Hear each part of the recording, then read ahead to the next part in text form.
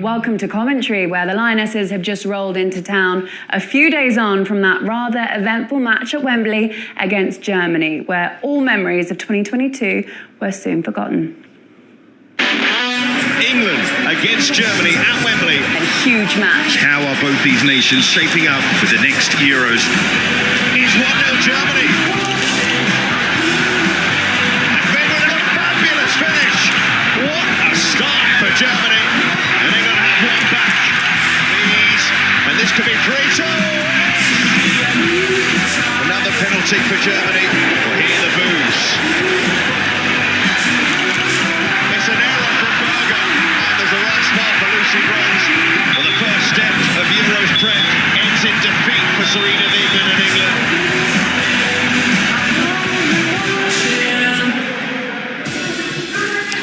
Well, a disappointing 4-3 defeat against Germany raised many criticisms and questions for Serena Wiegmann and her England team.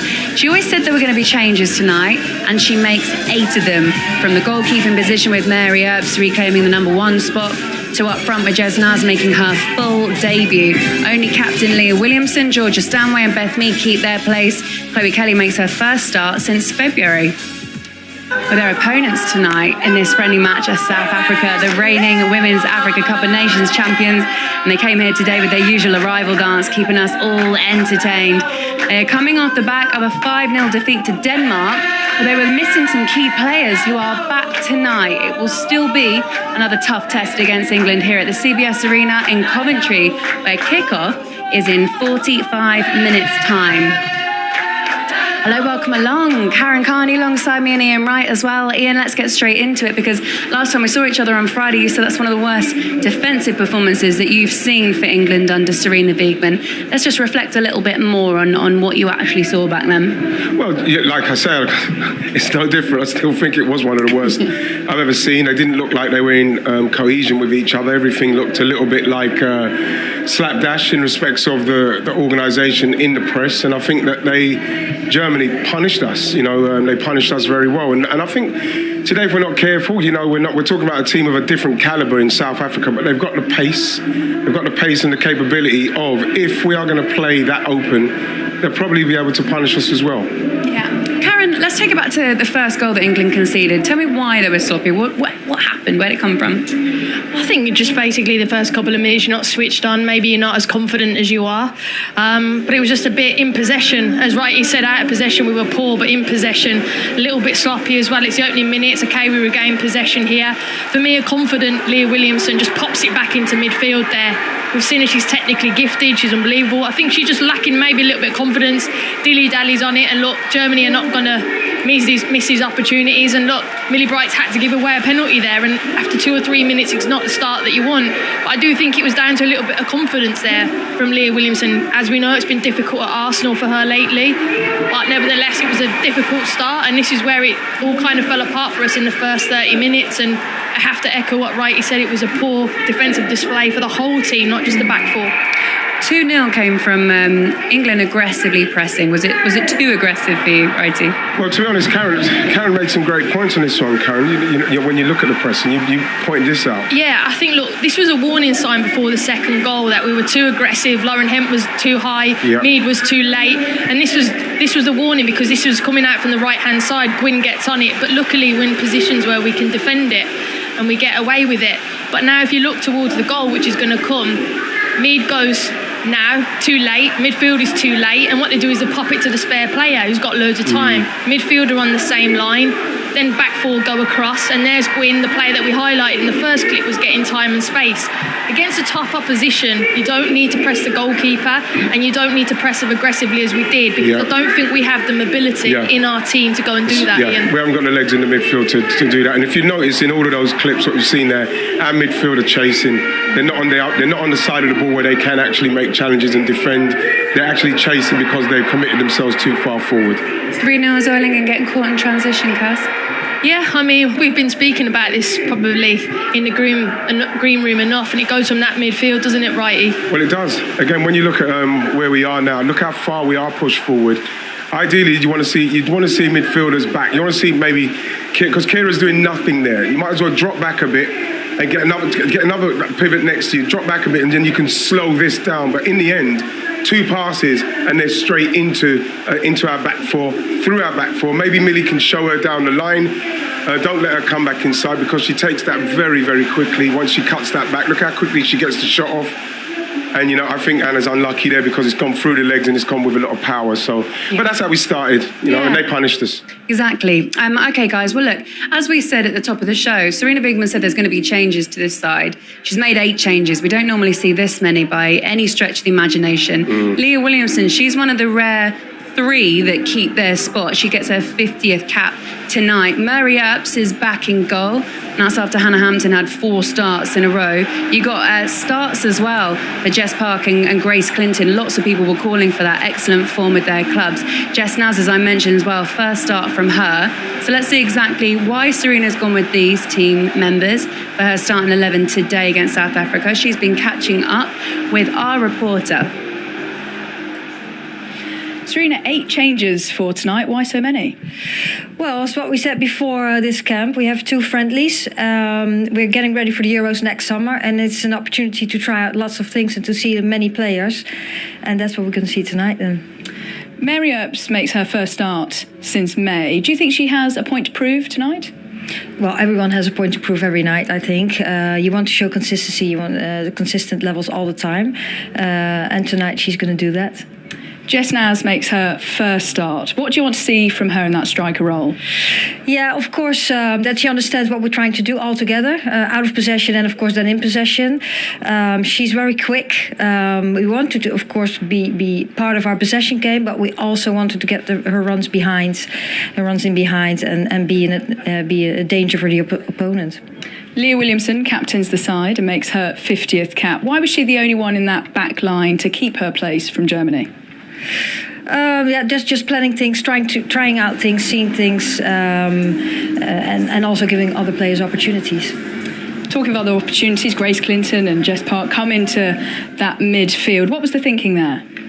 Yeah, again, trying out things. We have many players that are playing well for club. This is international level. Today is another challenge because we play a team that's very unpredictable, and for them an opportunity again to show themselves on international top level. Thanks, Serena. Enjoy it.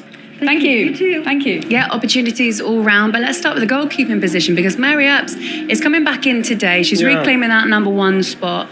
What value do we get from Mary Earps starting this game, do you think, Righty? I'm not sure what we do get because we know that once it gets going, as long as Mary Earps is playing for PSG, she'll probably be starting in any tournament we're in because she deserves that. I think she's earned that. But I think that in these games here, I'd like to have seen Hannah Hampton, especially where the game the other day, she's a little bit shaky. She's made a couple of mistakes in the game where you think, give her this game to get that one out of your system because you don't want her really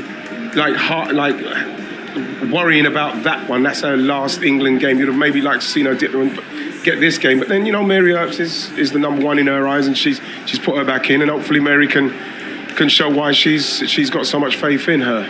There's a lot of new names on the team sheet as well. As obviously a debut as well, first full start for Jess Naz. But you've also got Jess Park, Grace Clinton in there. We've been calling for those kind of names. It's exciting. Yeah, I think in midfield we lacked legs the other day, and I don't think that's due to the personnel. I think tactically we can help people out. I think the other day, tactically, we also got outdone, and that's something that England and Serena have to look at moving forward.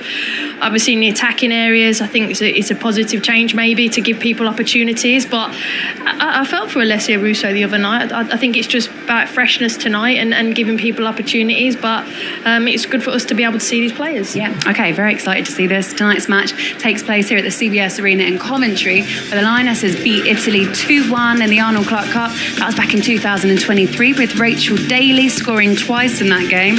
And after the break, we're going to turn our attention to South Africa, and we're going to hear from one legendary Lioness, Kerry Davis.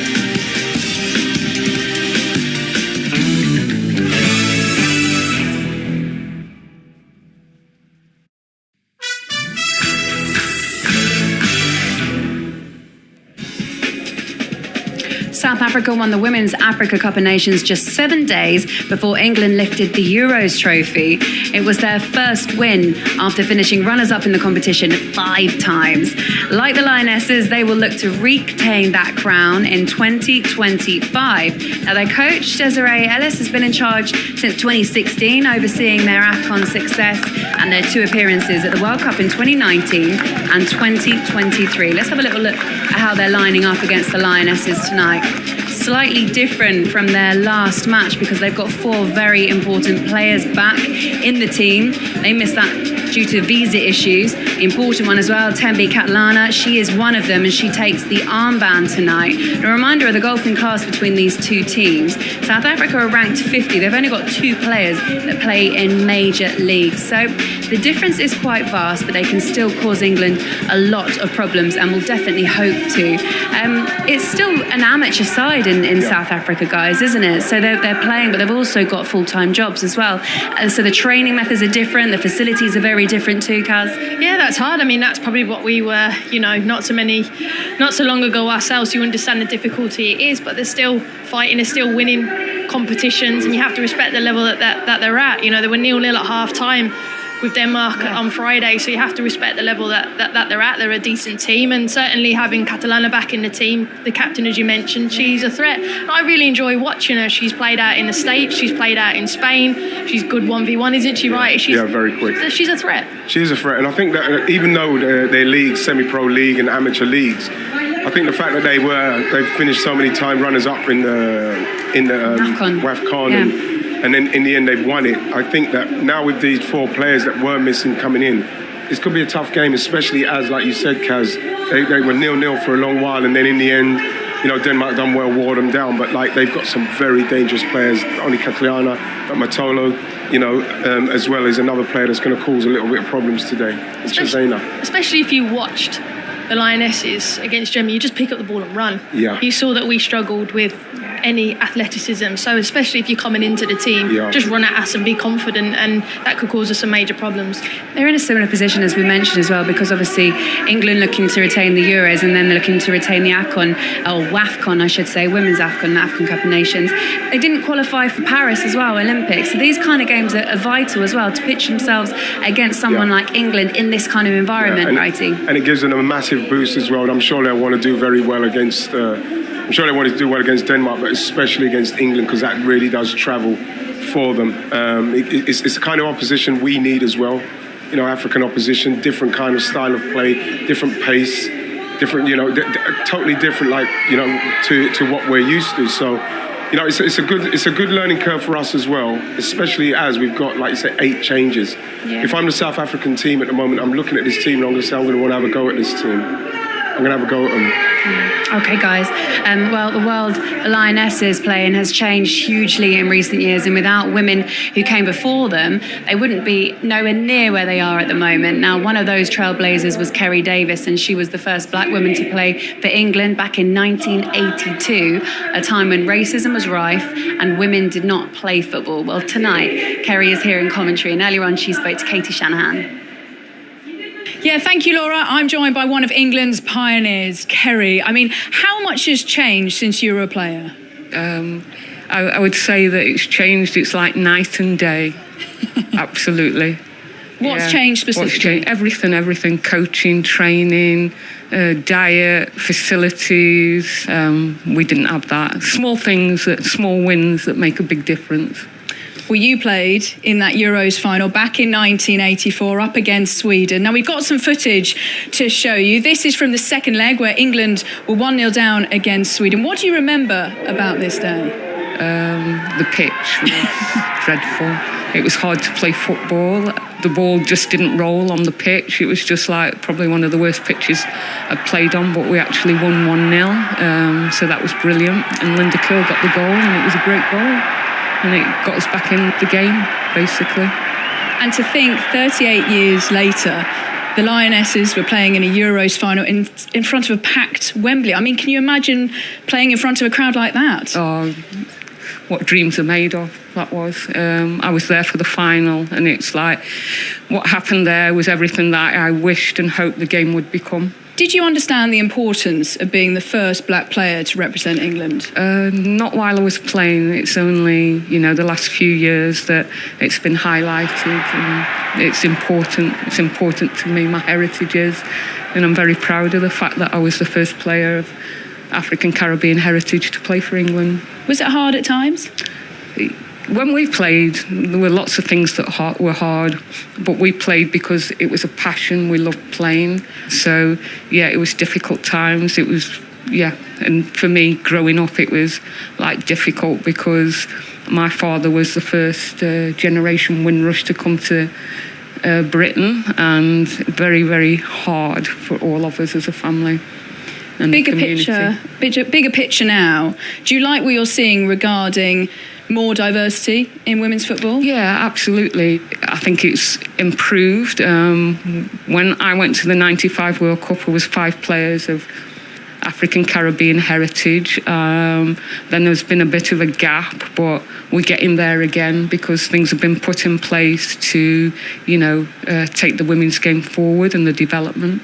Thank you ever so much for joining. It's been brilliant having you here. Enjoy the game. Let's hope for a Lionesses win. So, Laura, I can't believe it's been 40 years since Kerry played in that Euros final, and what an impact she's had on the game since.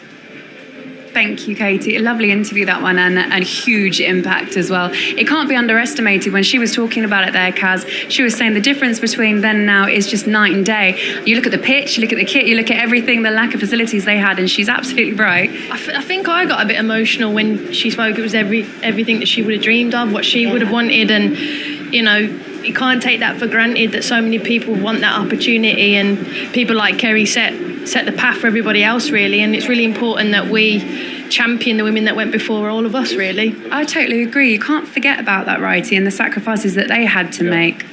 And like she said, she was just doing it for love because how much she loved it. I think we owe it to those players to try to make sure that we improve access to the game. You just look at the state of the pitch and everything else what's happening. But I think what's happening is at the moment we're talking about in England now the emerging talent centres, which for me is a massive step forward. £21 million coming in from the Premier League for 16-year-old girls to actually get access, inner city girls getting access to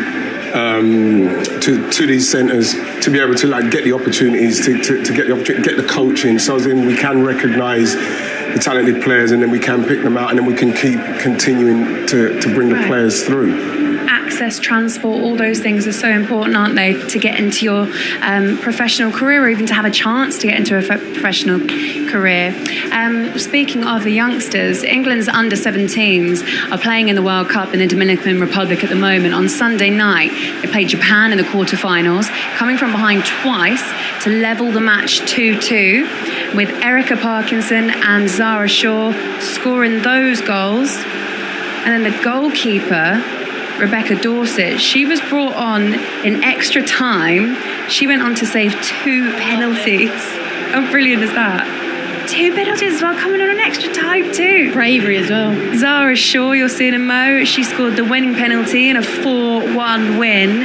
And now They play Spain in the semi-finals on Thursday night. It's always Spain, isn't it? It's always Spain, Kaz. They're a pretty decent team, aren't they? They are, but obviously it's fantastic for the young Lionesses to get that exposure, and fingers crossed it is going to be very difficult against Spain, but you're in it to win it. Absolutely. You wouldn't want any less, would you? All right, guys, England's future is looking very bright, isn't it? But now it's time for England's present. And next we're going to hear from the Lionesses' current number 9, Alessia Russo, on what makes a perfect striker and the lessons learned from Friday's defeat. We'll be back in a mo.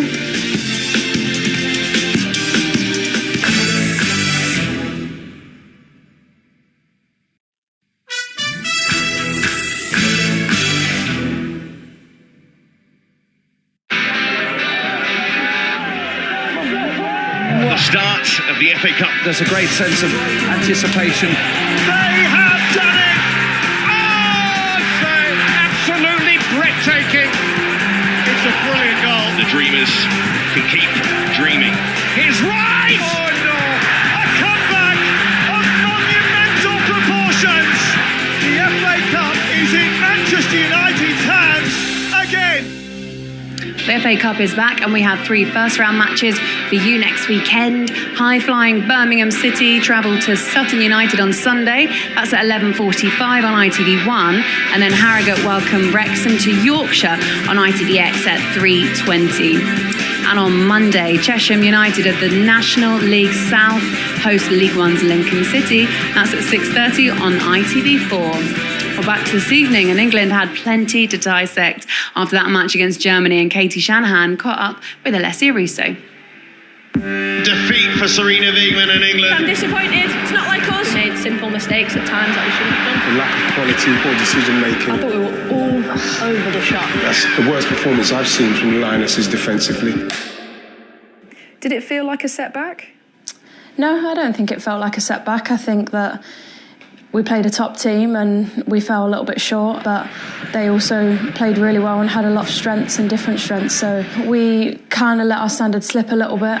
Of course, you don't want to get 3-0 down against a top-level team like Germany. We're being exposed. That's what happened. We went through some things in that game that we don't want to experience again. I think we kind of gave them that scoreline with the way that we played. It's good to have these tests now. It's good to come up against these top teams, and yeah, we go again. Finished off by Russo. Alessia, fans named you England's Player of the Year. How much does that mean? Yeah, it was amazing. Obviously, every time I get to represent England and play in an England shirt is just, yeah, the most amazing feeling. I've dreamt about it as a kid, and to win that was really special for me and my family. In your view, what makes a good number 9? Creating and scoring as much as I can. It's always been a part of my game that I've loved more than anything, and kind of be that focal point up top. And then you have a roll out of possession too. You start the press, you set the intensity. As a number 9, are you selfish enough? I mean, maybe not in the past. I think my personality is slightly different. I think how can I kind of create and be there for the team as much as I can and contribute as much as I can for the team. Strikers tend to have a ruthless personality. So do you think you need to be more demanding on players? I mean, both at club and country, I'm playing with world-class players week in, week out, and it's just about knowing their movements, knowing what I'm going to do and how we can best link up. I will never stop learning as a 9 because I think there's so much to do and so much more I can give. For me, she's a workhorse. You could see the importance of the role that she played in the Euros also. Every single time her and Tooney entered the pitch, they caused absolute mayhem. Russo! Genius! How key is it for team morale to respond against South Africa? We don't like losing. It's tough to have results like that, but you learn a lot. You learn a lot about yourself and about different things that we can do as a team. So, yeah, I have full trust in everyone in this team. Okay, Alessia Russo starts on the bench tonight with Jess Naz getting her first debut, or full debut, her first start. She was asked the question, Alessia, is she selfish enough by Katie there? She's like, not in the past. Ian, you know all about being selfish and the mentality that you need in that position. What more do you want to see from Alessia? Well, you know, like she says, it's not in her personality but she wants to work hard for the team, which is something that's, as a striker, that's what you do anyway, but you're judged on goals. I think Alessia Russo and the way she plays and how good she is and the reason why she's been voted the Player of the Year for England is what she can do in the box. That's what she's been judged on. That's what she's given that for. Yes, the link-up play is fine and the hard work is fine, but that's what she'll be judged on. And I think that, you know, watching her at Arsenal, I don't think that they look for her enough. I've said that before. And, you know, for me, obviously a different personality of a striker, you know what I mean? I'd let them know they're not passing to me. And you don't have to go and scream and shout at people. Just let them know that you're making certain runs and you want the ball in certain areas because I'm doing my bit for the team. So your bit for the team is to play it into me so as I can do my bit by scoring for the team. So, you know, so she's in that place where, you know what I mean, she's obviously, confidence is not great at Arsenal, but in England it's quite high. But, you know, she's going to be judged on goals. That's what it's going to come down to. Yeah, do you agree with that? I think you don't have to be mean or a nasty person to tell someone to give you the ball. I think playing with Ellen White or Kelly Smith, two great number 9s for England women's team, they would tell you. Mm-hmm. And you don't take it personal because you know your job is to give service to your striker. And I think maybe she's got to do that, demand more from her wide players, demand more from her 10, because she's in areas. And I think you don't want to come to the end of your career and think, probably should have had another 20 or 30 goals. And I should have told them. It doesn't mean you're a bad person, it's doing your job. And I think she can demand more from others and demand more from herself because she's talented. Yeah. Okay, guys. Right. Well, look, tonight the champions of Europe take on the champions of Africa. And it's the champions of Europe that we want to see on display tonight. Teams are going to be out in the CBS Arena in Coventry next. So don't go anywhere. England against South Africa is coming right up.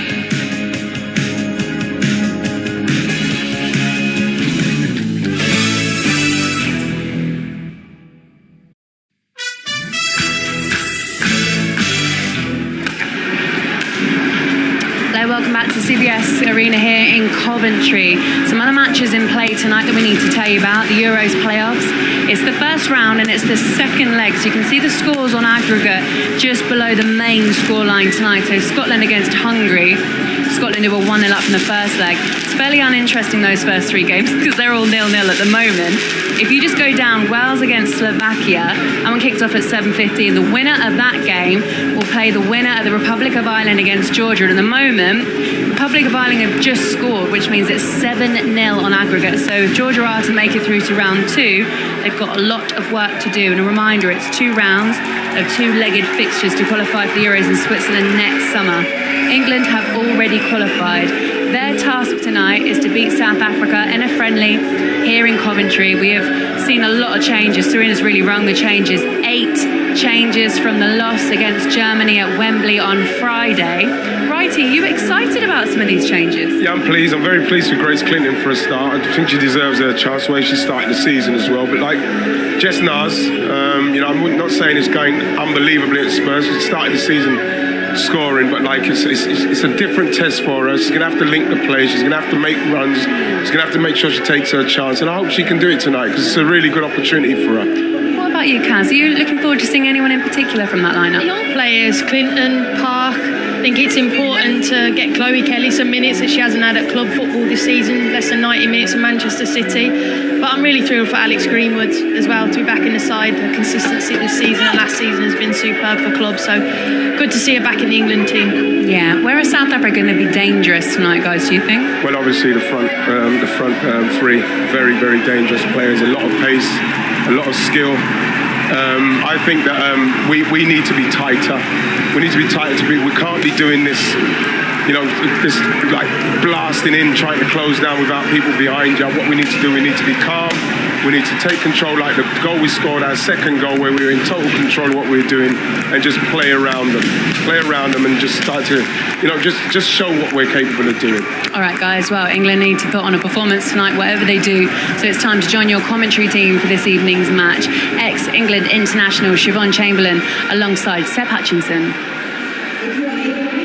Yes, thank you very much. Well, after Friday's roller coaster, a roll on to Banyana.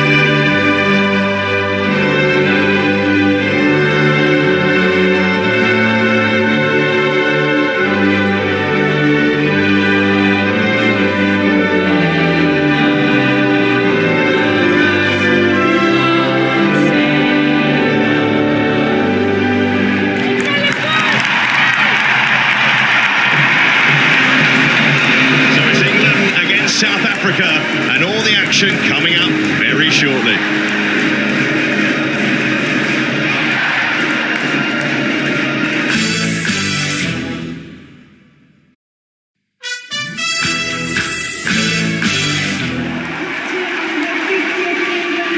Well, Serena Wiegman coming up against Desiree Ellis. She's been in charge of South Africa since 2016, and her side tonight all in pink to coincide with International Breast Cancer Awareness Month, encouraging people to get screened for a potential early diagnosis. And a look at the England side, and plenty of changes as expected. The return of Mary Earps in goal, and a first England start for Jess Nass of Spurs. Stanway, Mead and Williamson the only starters from Friday. The England captain making her 50th international appearance tonight. Well, South Africa able to call on 4 players who weren't able to fly to Denmark due to visa issues, including their 2 most influential attackers in Linda Motalo and Tembi Katlana. The Sasanes aren't the only twins in the squad, with the Shamase sisters on the bench.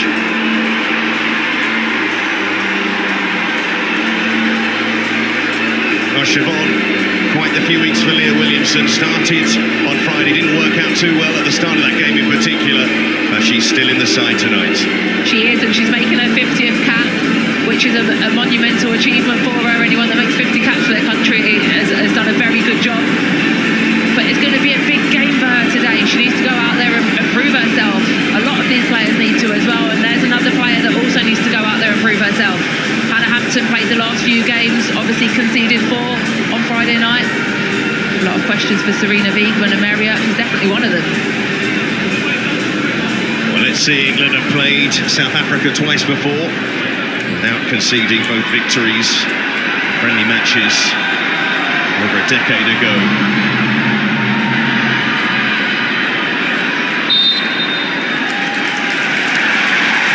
The players take the knee, so quite the applause in the CBS Arena.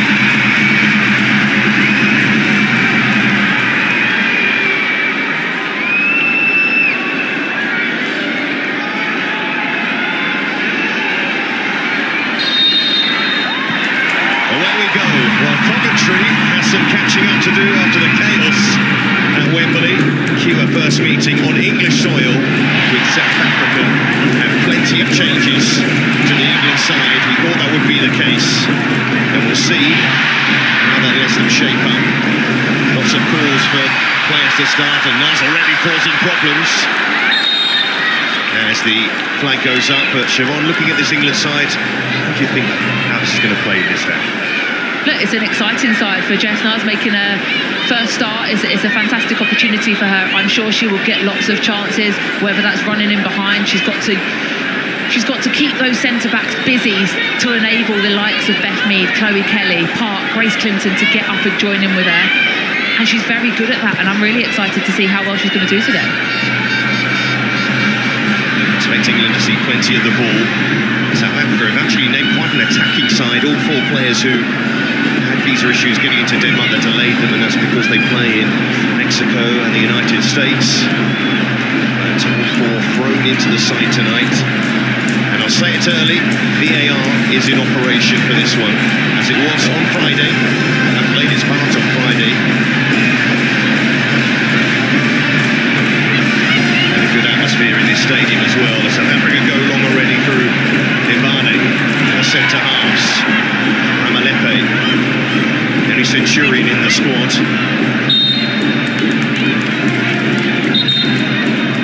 The referee tonight, Maria Soleil Ferreri Caputi. She made history, becoming the first female referee in Serie A history last season.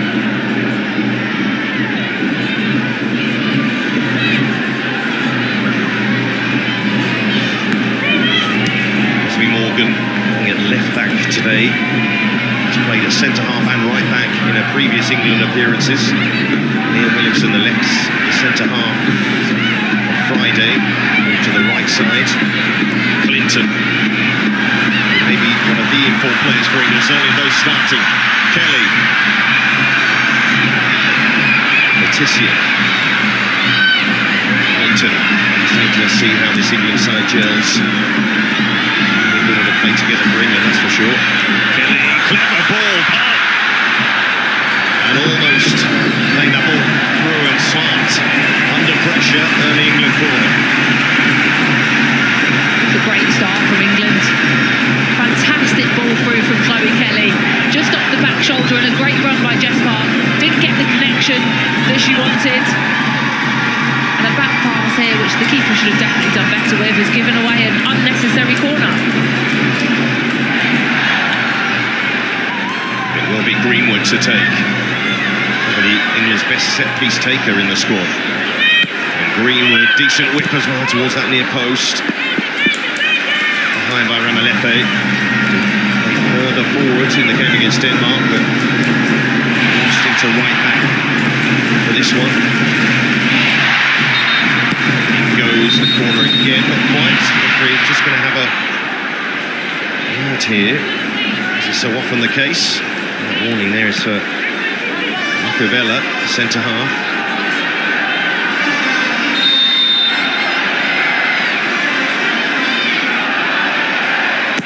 Greenwood with the corner, a dangerous one. Smart does get it eventually. They will look to get South Africa going here. That may be a big part of their game plan, is to try and break quickly against England. We know England had problems in that sort of area against Germany, but Park winning it back. And nice. Stanway. And a deeper role for England tonight. Mead starting on the left, where the England often swap their wingers around though. From Matau. Yeah, it's really interesting to see Georgia Stanway playing that slightly deeper role today. She can dictate the play a little bit more. We see her with energy, getting forwards, getting box to box. Grace Clinton probably going to take that role today, so it's really interesting to see how the two of them pair up together. We're into the summer period in South Africa, so a trip to Denmark and England at this time of year. They've been top of the list initially, but obviously very important fixtures for them as well. Prestigious fixtures, really. Clinton. That ball on Stanway and Park. And the challenge in the end, Letitia, Kelly, Park, who expect a lot of space in this one. She's a clever player in these sort of areas. Morgan. Now Greenwood. So good on the ball, keeping defence. That ball fired into Park, who tried to lay it off to Mead. It's that age-old question at international level. Players informed, players not informed. The informed players, should they be rewarded with starting for their national side? With these two fixtures, Serena Wiegmann gets to mix the teams up. To get Katlana involved up front. He was one of the standout players at the World Cup for any side. The last World Cup, her second World Cup, and South Africa's second World Cup. Letitia. Might as well get there first, and she was brought down there. Must be a free kick. And is in the end. Macovella, who knows if she hadn't brought her down, might have been in trouble. I think she would have done. See, Jess Naz gets the first touch, and I'm not sure why the referee took so long to make the decision. It was clumsy, and it's definitely a foul. I'm not sure we can complain too much about that one. But a fantastic opportunity here for a free kick from a great position. Potentially a good challenge, to say the least, in that sort of area on the Achilles. Naz is back up, and England have another set piece.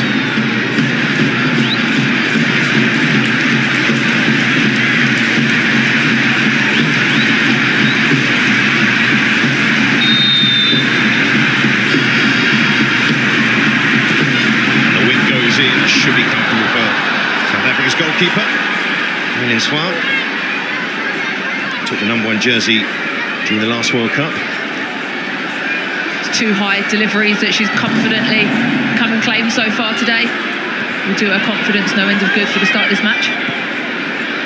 Tao tried to move it wide.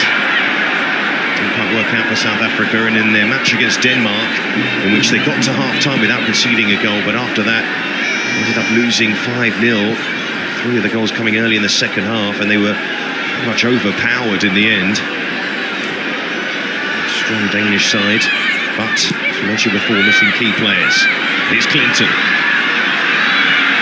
Needing a bit of space on the left. In it goes to Park, who's had lots of touches early on, and that's important for Jess Park. Certainly a player wants to get on the ball.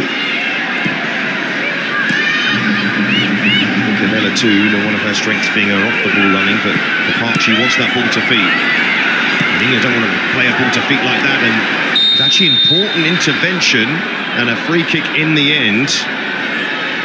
Stanway going in with a challenge, I think, but that's the sort of ball maybe South Africa are looking for. It definitely is, and thankfully from the referee it was just a talking to for Georgia Stanway. She's not a player. Playing in that position, you want to be on an early yellow card. It was unnecessary to give the ball away to start with. How brave will South Africa be? They've named the attacking lineup.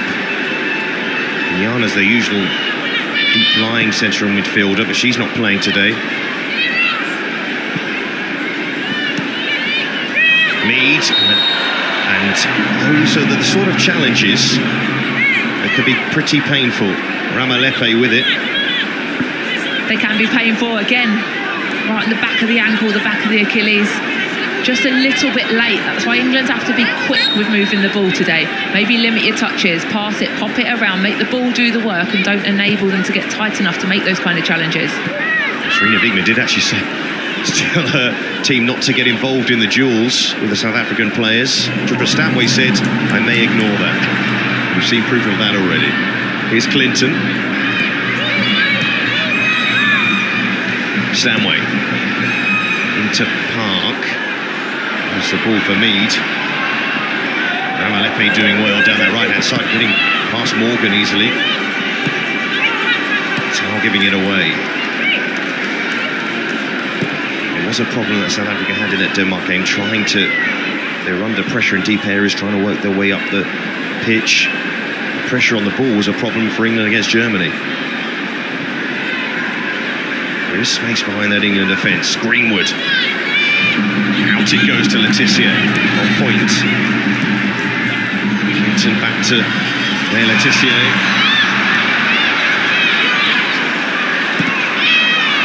Trying to get that ball back inside.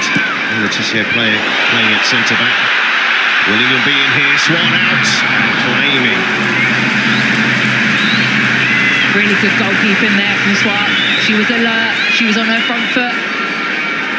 As the ball came in, Clinton and Jess Nads were the first to react. But Swart was just too quick. A really confident start from the goalkeeper. She's looking to go long, but she does get that ball in hand. Mbane. Lamini. Inside by Magaya, who was a very important player for South Africa at the last World Cup, and one of those who missed the game against Denmark. Amini under pressure, you can see the ball that she wanted to play.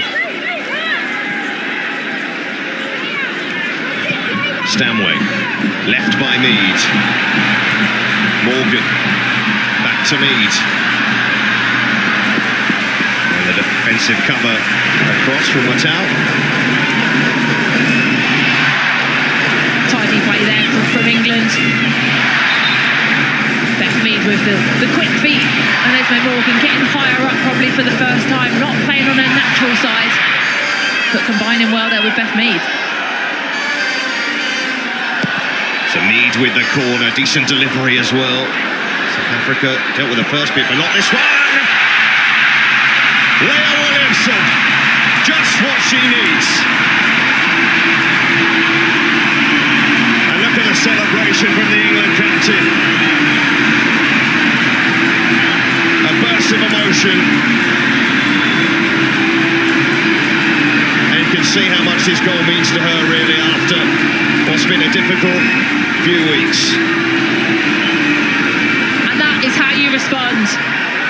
England kept the ball alive, and it's Naz with the tidy touch. Just laid it on for her. And a composed finish into the corner by Leah Williamson. And that is why Sarina Wiegman has kept her in the team, and that is why she is captain and making her 50th cap today. And her 5th goal for England. And applause from her manager as well. But look at all of the teammates around. One of the recent figureheads of English football.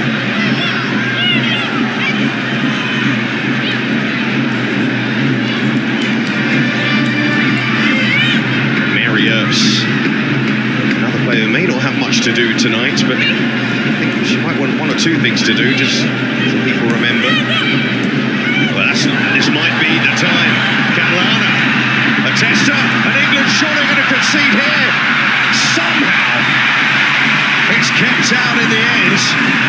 Maguire, what an opportunity to score for South Africa. A defensive mess at the back for England. Esme Morgan got caught on the ball. But thankfully for England, it just bounced up ahead of her, and Esme Morgan was there, recovered well enough to be able to make the block to get it out of play for a corner. England living dangerously. Credit to Grace Clinton getting back in there to certainly deny a South Africa goal. They still have a corner here. It should clear, now should be able to break away, but instead loses out Lamini. And Lamini might fancy a shot even from this angle. And Williamson stepping across to make it difficult in the end. Gatalo.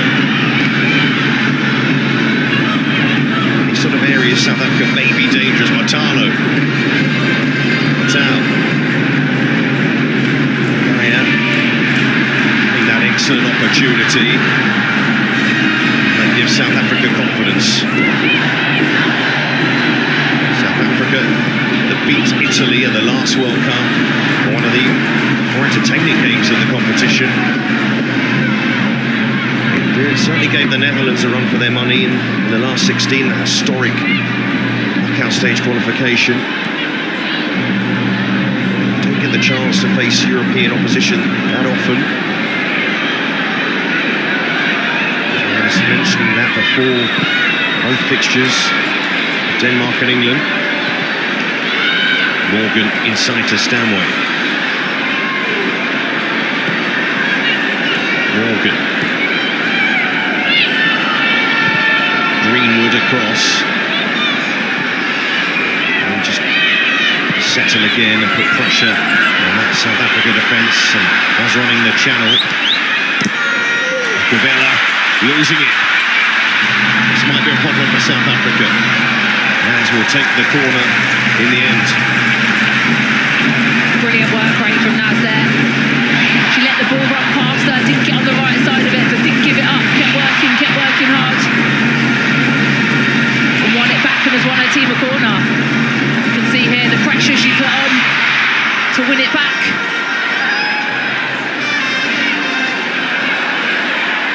To make this England's 4th corner in the first 16 minutes. Certainly an area where Denmark put South Africa under immense pressure. Greenwood, and it goes towards that near post. An attack by Williamson. I think that's a chance. It definitely is a chance. It's a brilliant delivery from Alex Greenwood. Williamson just got a little bit too much on it.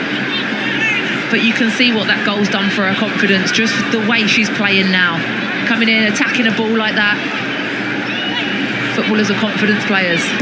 It's not just centre forwards that thrive off it. Absolutely. Also a reminder tonight, the playoffs for qualification for the European Championship are taking place, the second legs, the first round of the playoffs. Updates with the scores from those games. Wales are 1-0 up in their match against Slovakia, which means 2-2 on aggregate in that particular contest. Scotland 1-0 up against Hungary, so they're 2-0 up on aggregate. Here's Catalana for South Africa. No foul. Oh, initially. Maybe I should just wait a bit longer. Well, thought the referee definitely played the advantage to start with. Fairly convinced it was a foul though. Maybe attempting to play an advantage. Northern Ireland 0-0 with Croatia at half-time. 1-1 on aggregate. Mary Earps. Watchful for this one. What can South Africa do with this delivery? Matau, she going to fancy a shot. I think she may have been with that effort. And that's going to maybe break away for England. I think Clinton to set Park away. Ramalepe had Park lined up there and dealt with it.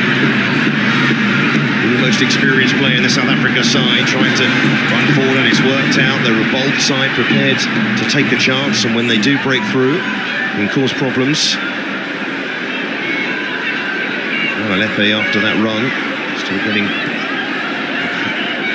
She seems okay now. To make her way back to a position on the right-hand side. So Nicola Sasani is filling in at right back at the moment. Her sister, Nicola Sasani, with the white hair, is further forward as it stands in the 10. Here's Greenwood. Stanway, Clinton. And Clinton with a little scoop ball over the top. Well, Siobhan, let's talk about Grace Clinton. Having a fantastic start to the season, a burgeoning England talent, and even calls for her as she may be a starter by the Euros. Yeah, look, I've been really impressed with her. She's physical, she's aggressive, she's got the technical ability, she works hard box to box. She gives you everything that you want from a number 8, the physicality, the football brain, and she gets on the end of it as well. She's scoring goals, she's getting assists. If she carries on playing the way she's playing, she's going to give Serena a headache. She's going to be saying, I want to be in that starting 11 for the Euros. And defensive interventions as well. Which I think if she wasn't there, South Africa surely would have equalised. Here's Greenwood.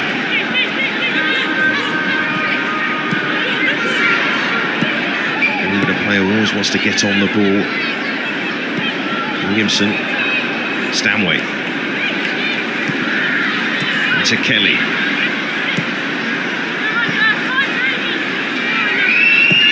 Stanway again, across to Greenwood. And good position taken up by Mead and moving it on to Nas. Morgan. Mead is in the middle. Nas again. Clinton. And Nas will keep it in play. And that's not a bad ball in the end, but Clark saw the danger. See her first thoughts to look for Catlana. Marshalled by Williamson. Lost by Greenwood. Now Catlana's made a good run, but the pass wasn't what was needed at that point in time, and Catlana's really not happy with the ball played by Magaya.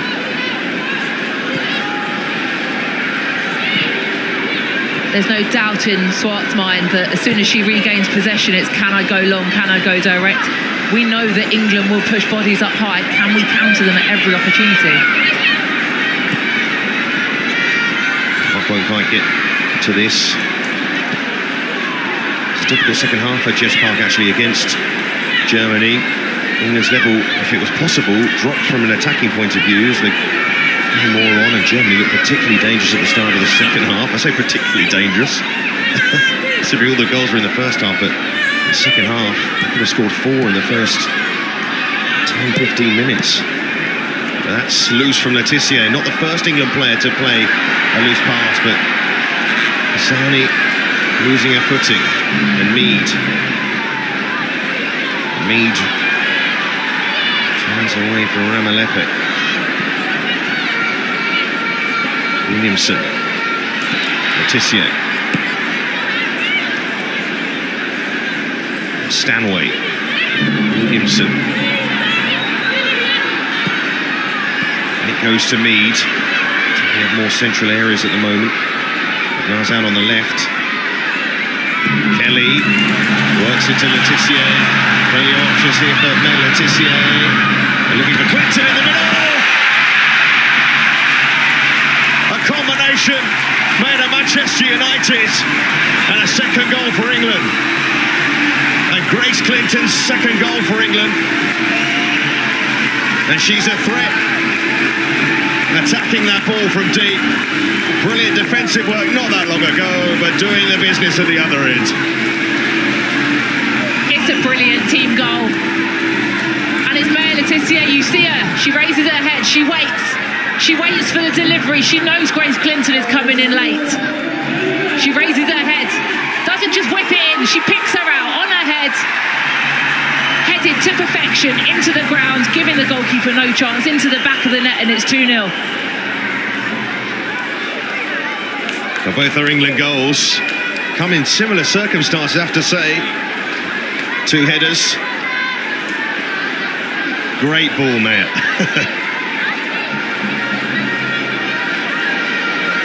When you know you're playing with someone like Grace Clinton, you don't have to whip it in early. You don't have to say, I need to drive this into the second six-yard box, make it difficult to defend. You can say, I can hold on to it. She's going to arrive late. I know she's going to be there. Drop it in, pick her out, and boom, back of the net. Time and time again. She's in such great form. The start of the WSL season, scoring goals for Manchester United. Scoring here for England. Has had a strong start to the game as well. So confident on the ball. Excellent defensive work. Covered lots of ground already and got on the end of that cross.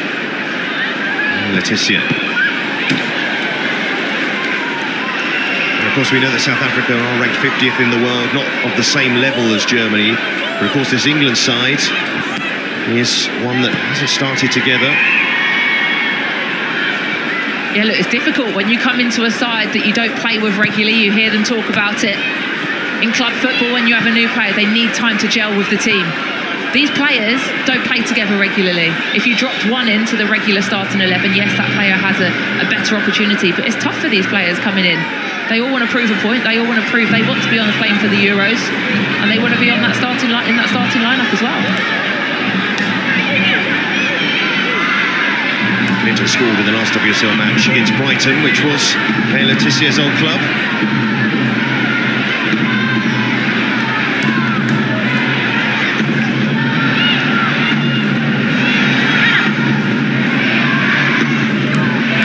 It's Letizia again. Trying to break through a couple of challenges. And Nazis looks pretty lively so far, but Maya Letizia, we're talking about who is the backup to Lucy Bronze, who can push Lucy Bronze. There's not many that can, of course, but I think she's clearly the next in line. And that's bursting forward now. Two in the box. Clinton have taken up a decent position on the edge of the box. Go back to that right back conversation and Maya Letizia coming in. My only issue is she doesn't play right back for club. Is she going to develop enough in that position to be able to challenge Lucy Bronze for that starting position if she's not playing right back week in, week out? It's difficult. Oh, South Africa taking a chance, and you've got Grace Clinton charging at you. It's funny there, when we were talking about the right back situation, it cut to Lucy Bronze on the big screen. Bit of wry smile. And that's again on the back of the Achilles. You mentioned about South African players there, but Clinton the same with that challenge. I'm sure Lucy Bronze would love a challenge. There's nothing she loves more than being challenged, and she's an exceptional player and athlete who's made that right back position her own for so long, but I'm sure she'd love to have a young player whipping at her heels. Ramalete flag up in the end.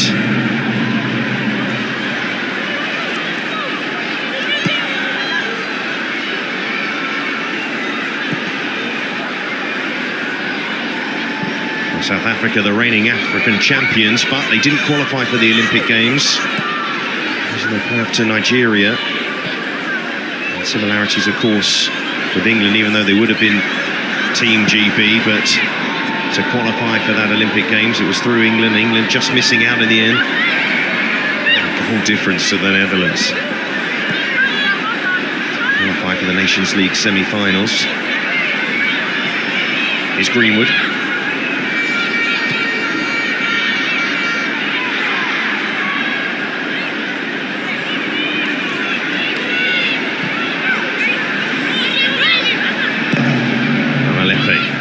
talking long. Nicola Sassani.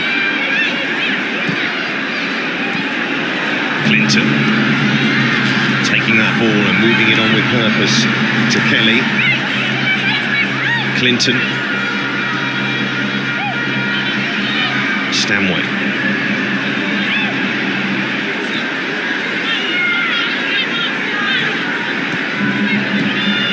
Williamson. Kelly. Now Park. Is moving around that front line. Greenwood. Clinton wants the ball in the pocket and she's got it now. Clinton, a heavy touch though that enabled Matau to get the challenge in, but they can't hold on to it. Here's Mead. Clinton. Ball worked on to Kelly. And Kelly going to go on the outside to just give him play, and there should be a corner to England. But it's been given as a goal kick in the end, and Kelly, not sure about that decision. Was definitely not sure about that decision, but it was more patient play from England there, passing it around the edge of the 18-yard box. You can see there, it's a definite corner. And you can see why Chloe Kelly is frustrated by it. But it was more patient play. England were moving it around, switching it right to left, building that opportunity. Frustration for Chloe Kelly, frustrated about not as many minutes for Manchester City this season, but Sarina Wiegman says she's been an important player for England. We'll say that again. It's Matau, challenge from Stanway. She spoke about her credit in the bank for England, didn't she? And she definitely has earned that. But playing today, she's looked lively, she's looked sharp, and without those minutes, she still looked like she's a danger. You score a goal, a winning goal in a European Championship final, should have credit for a long time. But Earps passing that out to Stanway. Not for the first time, England giving the ball away. Ramalepe, round Morgan. Ramalepe, not a bad ball. And this should be Earps, as in the end it was acrobatic stuff in the middle from Catlana, and then Maguire with an effort on goal.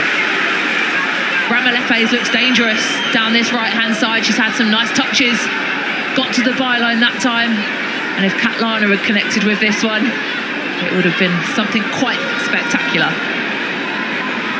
Ramalepe on this right-hand side, I mentioned over 100 caps, but he's for Mamelodi Sundowns, South Africa, as do a lot of this squad, has to be said. Large contingent as far as the club is concerned.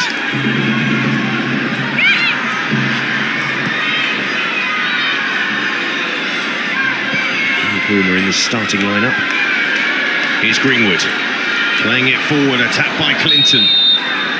And it's a free kick in the end, but often when we talk about effective players in football, midfielders that get into the box can be some of the most dangerous players in football, and Clinton's shown that already.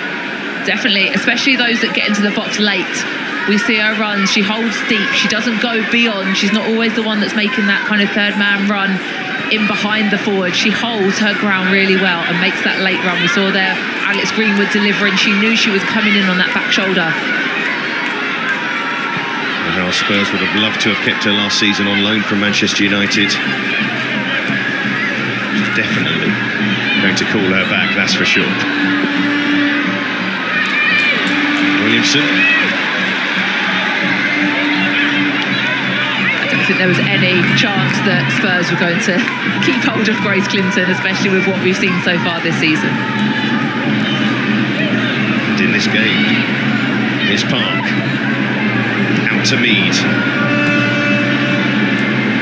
And it has to be remembered, the injuries to Mead and Williamson and Millie Bright, who are out for some period of time. There's another late challenge there.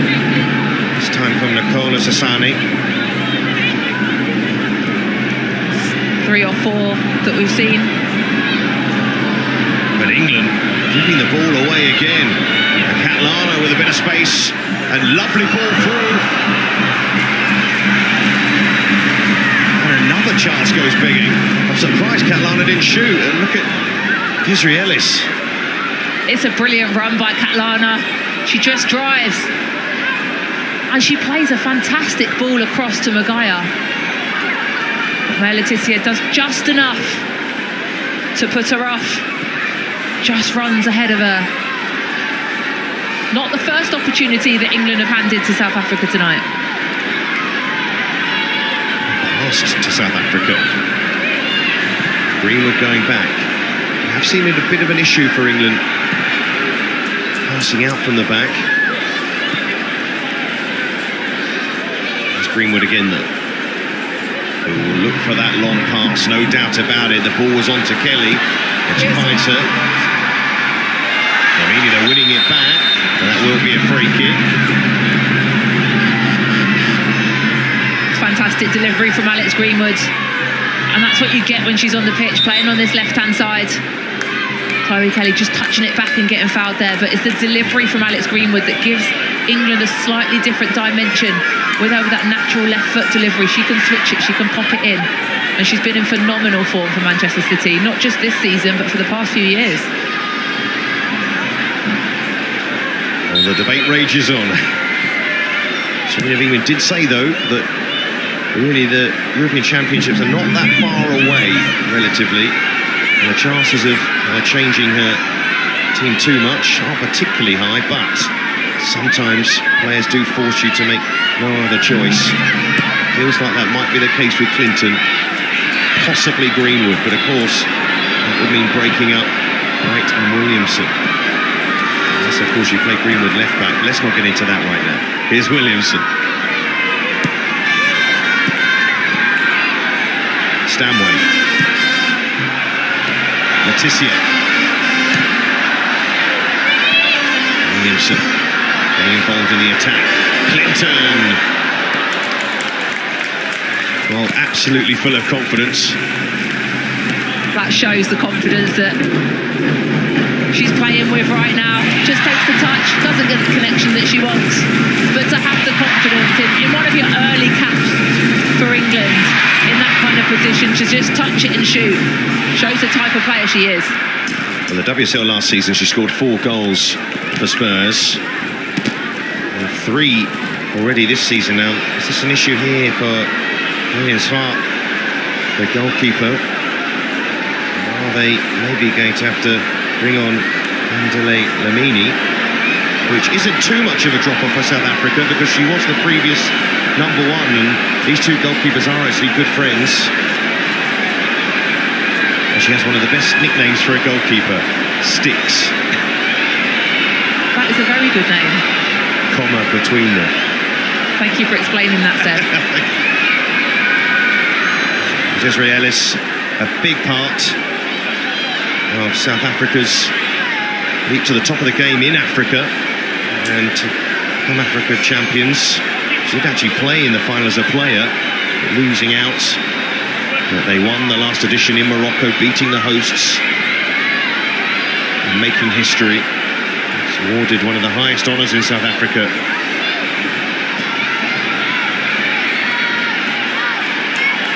But so far, 2 goals for England, 1 for Williamson and 1 for Clinton, and this was the England captain.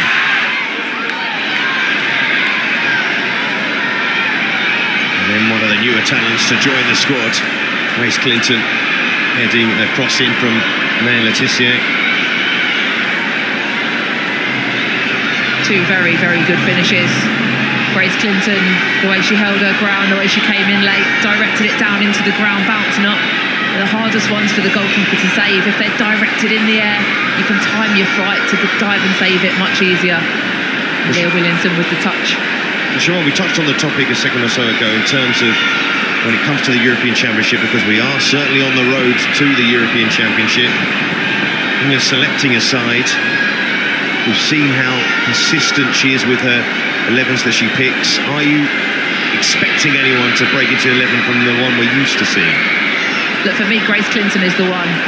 She's the one for me that potentially is going to force her way in. She's scoring goals for club. She's scoring goals for country. She gives England something slightly different. My question is she going to play in a 10 role with Georgia Stanway in the slightly deeper 8 role? Can you play with both of them with Kira Walsh behind you? How does that dynamic work? Because at the moment she's the one that's more in that Georgia Stanway standard role, with her Stanway sitting deeper today. So how does Serena Wiegmann balance that up in that midfield? Well, you mentioned headache.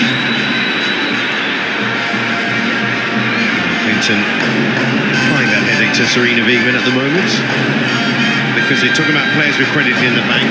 Ella Toone is another of those with big goals for England over the years. I'm sure Serena will tell you it's a good headache to have. Williamson.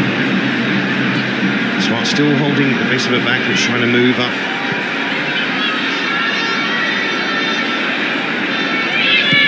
I wonder if England will look to try and test her from long range. Nas. So to Morgan.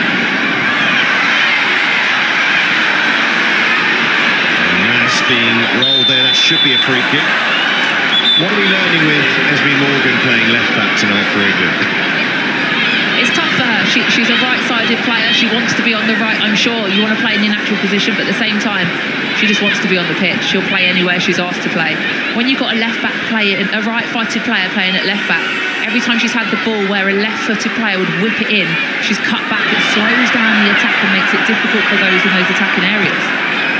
I thought that ball had gone out of play. Of course, England have been playing Jess Carter on the left-hand side as well. He's naturally right-footed. And that was loose. Making sure to cover the ground. Mbane. Nickname Juice. And you can see why covering so much ground. I'm looking forward to some more nicknames. Not for me or you.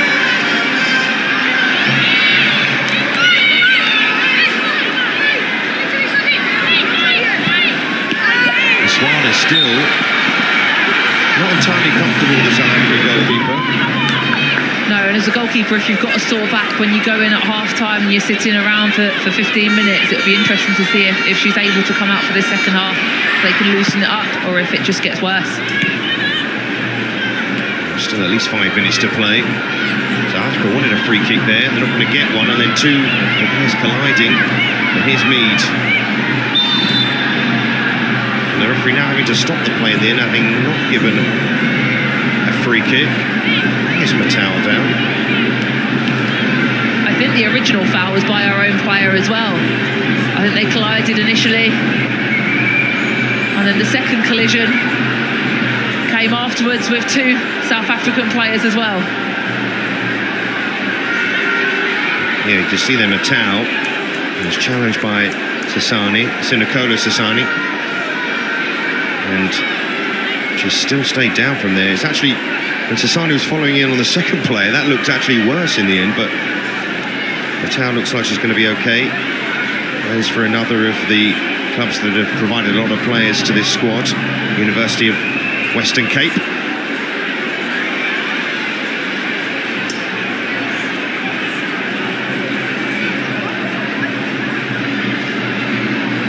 Well, England at the moment know that they played Germany, they're playing South Africa. Coming up next, probably the hardest challenge in world football, the United States, managed by the current Ballon d'Or manager of the year, Emma Hayes. Finished off the awards last night. Congratulations to a former member of the ITV team. Just when you thought it might be a good time to play USA, they hadn't been at their best, Emma Hayes comes in, takes over, wins them the Olympics, and they're absolutely on fire right now.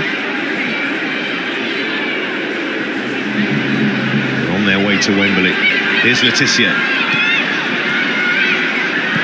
Stanway. Switzerland following that. Bramall Lane. Clinton. And Stanway late.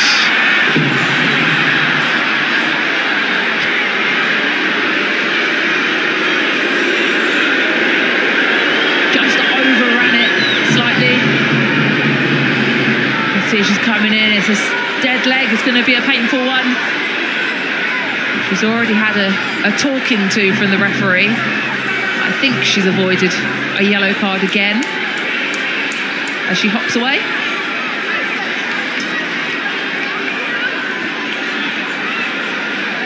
I think they may have hurt Stanway in that challenge. You could see she grimaced straight away. We know she enjoys challenges.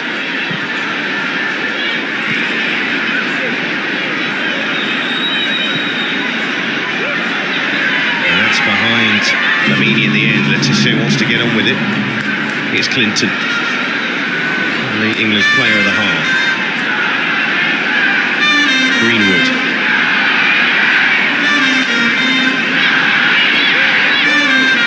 Williamson. Look for Morgan. Lepe. Maybe been South Africa's best player in this first half. Putting that out in the end. Georgia Stanway taking no risks there. Like she was struggling a little bit after that challenge. You see straight away, as soon as she made that challenge, it was a big grimace. Nats collects. What an opportunity here. Checks back inside again, and the moment's gone. But they haven't cleared it effectively. Park. Clinton. Good work from Clinton in the end under pressure. Just lost the opportunity to pass it, but then is she her balance in riding the challenges? Brilliant work from Grace Clinton. The way she manipulates the ball, she uses her body to get in between it, even if there's no out. She's surrounded by players. She uses her body to win the free kick, to win the foul.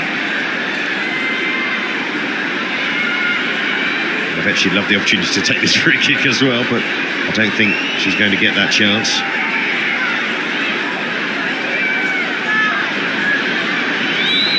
It's a decent way out here, but I think Beth Mead wouldn't mind having a go from this sort of position. Greenwood can also strike a ball. We said before, we've seen the goalkeeper struggling. She's been holding her back. Tester. Absolutely.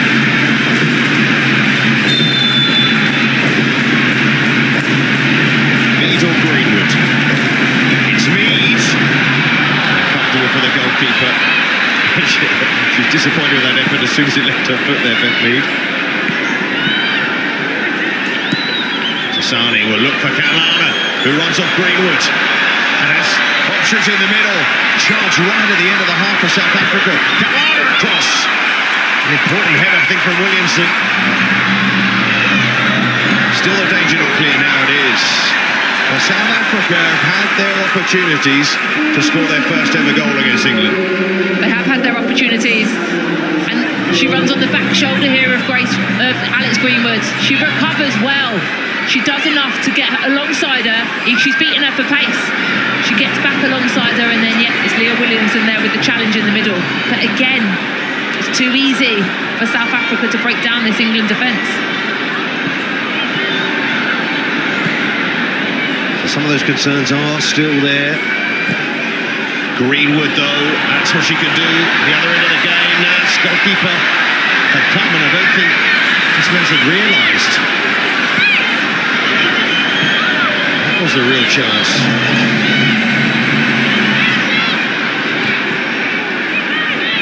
Stanway. Now it's out. Ball wide. Magaya. Might reach this again. Williamson away.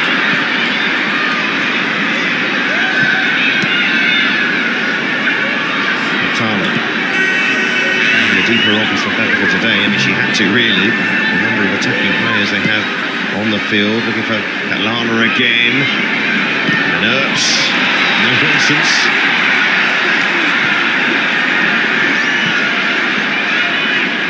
More minutes to play in this first half. Lamini does well. Magaya.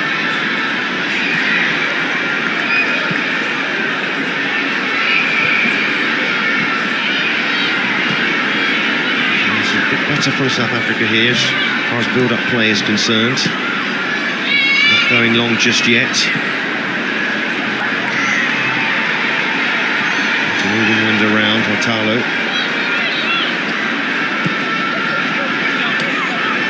Lamini. And that's not a bad ball. Much to work out. Morgan waiting for Earps. And Earps collecting. Did just about enough there. Confident claim by Mary Earps. Esme Morgan didn't get the purchase on the header that she needed.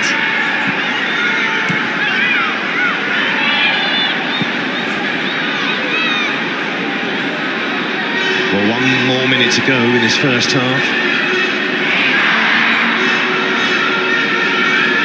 South Africa, of course, will have a few regrets. They have had opportunities in this first half, and it's not as if their goal's been peppered by England necessarily, even though England scored twice. They will have a few regrets, and potentially Jess Naz may also have a regret. That opportunity just moments ago where she was on the edge, didn't realise the goalkeeper was as high as she was. She could have just hit it first time, got her first goal. It's Greenwood. Now Morgan, that's down the line. Has provided an outlet for England in the middle and in wide areas.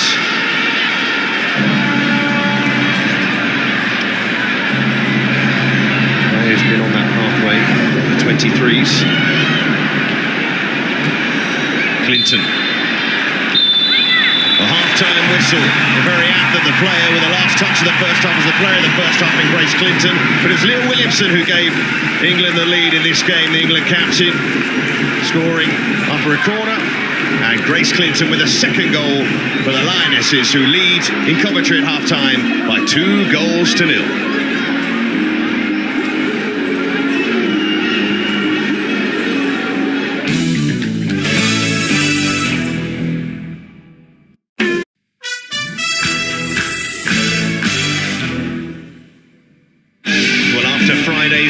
A roll on to Banyana. Africa dealt with the first bit, but not this one. Leah Williamson. Letitia looking for Clinton in the middle. And a second goal for England. Okay, so the Lionesses 2-0 up here in Coventry against South Africa. All in all, overview, are you happy with what you've seen so far, Kaz? Yeah, we've had much more control. A little bit at times vulnerable on the counter-attack. But we're 2-0 up. I expected us to dominate and be better, and yeah, we have been. Let's get into how we got the first goal. Leah Williamson, the captain, on her 50th cap. She's the one that got it 1-0. Yeah, she did. Yeah, it was from a set piece, and I think Jess Naz does well here to keep it going, to recirculating the ball in this instance, staying calm, and then she's in a lot of time, and she's got a lot of time and space there for someone in the box. And I think when you look at the goals from Denmark, it was the same thing. There's a lot of bodies around for South Africa, but no one really doing anything. And to be honest, Leah's finish there was really calm, really composed. So I'm pleased for her. You can see how pleased she is herself. Yeah, I was going to ask you about her reaction as well, Kaz, because she's taken a little bit of criticism and she's not necessarily been in the best form of her life. So how important will that goal be, do you think? It's massive. And look, she's been dealing a lot with her club football, Arsenal, with the change that has been happening there. They played a top opposition the other night and maybe lacked confidence. And, you know, it happens. She can deal with it. She's England captain, and that will come with poor performances, especially as she's trying to get herself back. But that helps. That's what she needs to do. Absolutely. Karen, I want to ask you about Grace Clinton, because this was her fourth start. Not only did she get her goal, which we'll show you in a minute, but she's doing a defensive work a lot as well, isn't she? Yeah, that's a responsibility of that midfielder. But I think for the players, especially you would have been watching against Germany thinking, right, I'm given a start here tonight. I'm going to be that main player that goes, I'm going to bust into that starting 11 at the Euros. Look, we're sloppy at times here, but Grace Clinton, fair play to her, not the attacking midfielder, gets back and stops that from going in, and that is absolutely vital. But like I said, you have to step up. She's been tidy, she's had good energy. I still think there's a lot more to her. I still think England should challenge her. This was really good play, and this has ended up in her goal. She started it, comes in, best part misses it or leaves it, which is great. And what she does, she bounces it into the floor so the keeper has no chance. But out of all of them, she's the one that said, yeah I want to start for England moving forward. Absolutely. Righty, do you have any concerns for England defensively in this match? Yeah, only because all the time I'm watching England, we do seem to be very sloppy in the way sometimes with time we pass and make the kind of mistakes we shouldn't be making. You know, again, we've given the ball away there. It's just a poor ball from South Africa. She's in there. She gives her a decent pass. Again, it's when we've got that kind of time, and so we need to be sharper in those areas. That's all it is, really. Because we're talking about South Africa, again, they've given the ball away because showing that they haven't got the quality and the capability to punish us. But in this situation, again, you're looking at it again, you know, they've given the ball away, and it's that I don't know why she doesn't go with her right foot. It's coming across her body. Great pace here from Swetlanye. And she should have hit that. She should have hit that tough.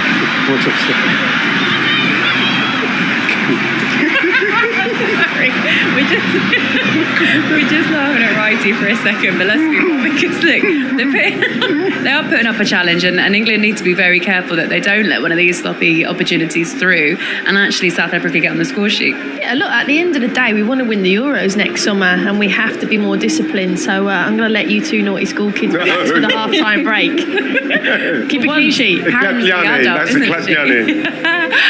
Right, guys, so 2-0 up so far, and it's the Lionesses that have taken the lead early on. Leah Williamson, her 50th cap, her 5th goal. Grace Clinton making it 2-0 as well on her 4th start. Really good start for her, actually. Good half.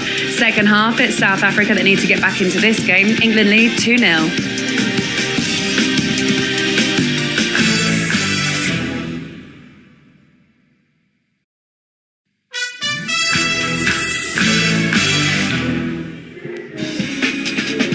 Hello, welcome back to Coventry. 2-0 at the moment, England against South Africa, and we also have more to tell you about. The next Lionesses game is the end of November, and it is a massive one. USA, the Olympic gold medalists, are in town, and they're going to be going head-to-head at Wembley with England on Saturday, November the 30th, under the guidance, of course, of their head coach, Emma Hayes, who not only won the Olympics with them, she also won the Ballon d'Or last night. So congratulations to Emma Hayes, the former Chelsea coach. She really did have an amazing year. Like I just said, USA Olympic gold medalist, and also Chelsea in the WSL. So look, we've got no qualms with that, I don't think. The winner of the individual, Aitana Bonmati, the individual player. Look, first for Women's Nations League for Spain, and also she did the quadruple with Barcelona. But look at the English nominees, right? You go for it, yeah. Whoever's doing that, they ain't got a clue what they're doing if Lauren Hemp's 28. And the way Lauren Hemp's been playing, what she's done, it's ridiculous for her to be 28. And it's disappointing, Kaz, because it is the journalists that vote for this, isn't it? So they're not watching. Supposed to be the ones in the know. Well, like Righty said, they ain't been watching her smash up the WSL. Obviously didn't see her performances at the World Cup, and just her consistency over the last few years, because she's no way near 28th best player in the world. But we've got no qualms with Emma Hayes as coach of the year. So pleased for her. Bring on November the 30th. I know. I'm quite looking forward to that. I'm pleased for Emma, because Emma going into that job is massive. She had to win the Olympics. That was something that was a prerequisite for them. And she did it, and she's doing brilliantly, like we thought she would. She will be watching the Lionesses with a keen eye as well, and figuring out where their weaknesses are, where their strengths are. And I imagine the second half will prove to be fairly interesting. You can see Mary Earps there clapping the crowd. She started today in the starting lineup. There's a couple of changes that might be happening, which I'm going to let Seb and Siobhan tell you about as we get into the second half. England at the moment are leading 2-0 against South Africa. Second half of cloud to start. Thank you, Laura. Well, Kalosa Biana is going to come on, and she's really one of the first choice defensive midfielders for South Africa. When we saw the team initially, we expected her to be in the starting lineup, where she's coming on now. And Kalosa Sani was one of those to come off. One of the twins that started the game. So Biana, more of a recognised, deeper midfield player, and a change in goal. And Kaylin Swart, who had the back problem in the first half, can't come out for the second half in the end. So Andale Lamini is in for 76th cap. So not losing experience at all in goal, in fact gaining more. And South Africa had their chances in that first half, certainly would have been buoyed by the opportunities they created, but frustrated with the chances they didn't take. And how about England in this second half? They have not made a change at half-time, but I expect we'll see a couple very shortly, Siobhan. I expect to see changes. Aggie Beaver-Jones is potentially one of those that I'd like to see come on. Frank Kirby, who's back in the squad today, Two exciting attacking players at different ends of their careers right now.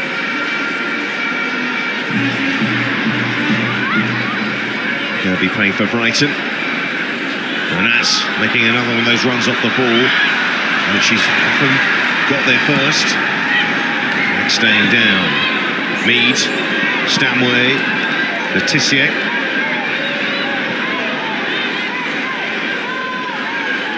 Here's Williamson, scorer of the opening goal in the first half. Greenwood. In that ball forward, helped on by Stanway. Park. Nice the challenge of Matau. Keeps on going, Jess Park. We come up with something special. 1-2. They tried to play it. Park with a muted appeal.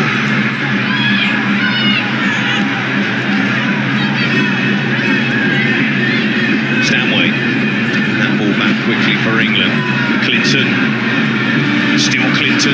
Strong on the ball, but not quite strong enough in the end. Really going long for Catalana. Here's Greenwood.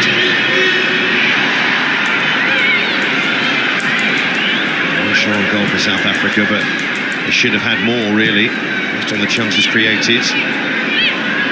Challenge coming in from Kubela on Park. Jan having to fill in. Kubela, the centre half, is back into position. Here's Kelly.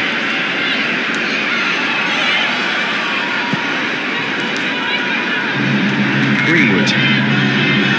Now Morgan. Mead, who particularly love a goal at the moment for England. It's a fine record for England. Since returning this year, just the one goal. There's Williamson.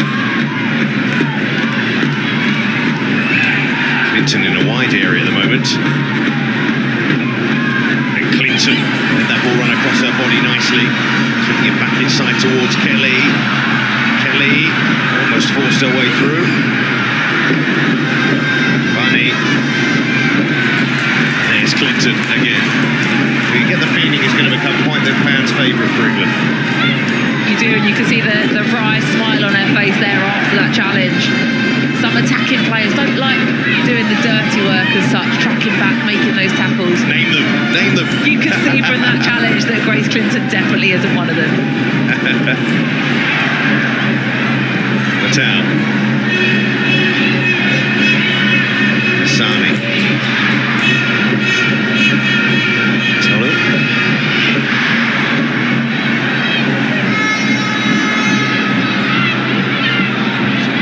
Lose the ball though. Give it away to Mead and now Stanway. Park. And Park loves to go on a run. Trying to lock a defence, but that was South Africa that time. But Milan hasn't been able to see much of the ball. She has, she's caused an issue. 4-2 for England. Greenwood.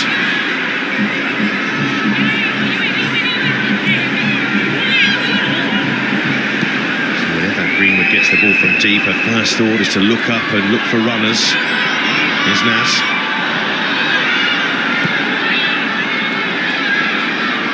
Mead.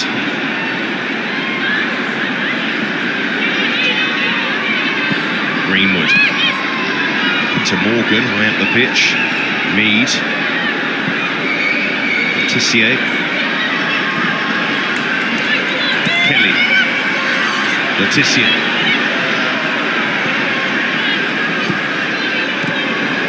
Now Park.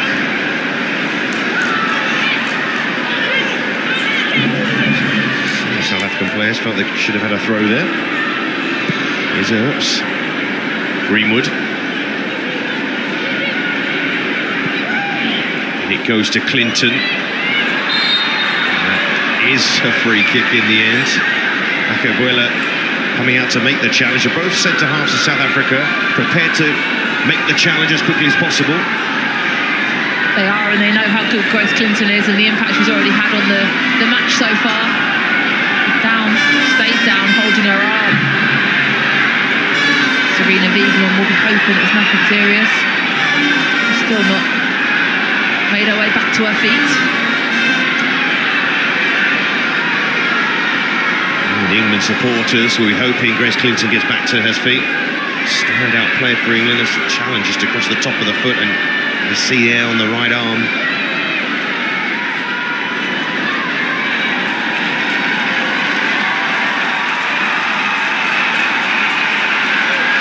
She's up, hoping to shake this off.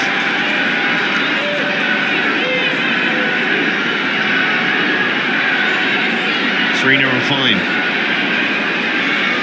You can tell she's fine. She refused to let the medical staff come on. She said, no, I'm fine. Don't let the medical staff come on because it means I need to leave the pitch for this free kick. She wants to be in for everything. Here's Williamson. Letitia. Clinton wanted that ball clipped over the top.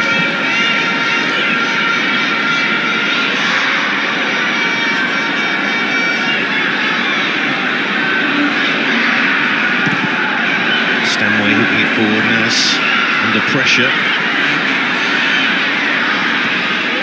Kelly. Clinton.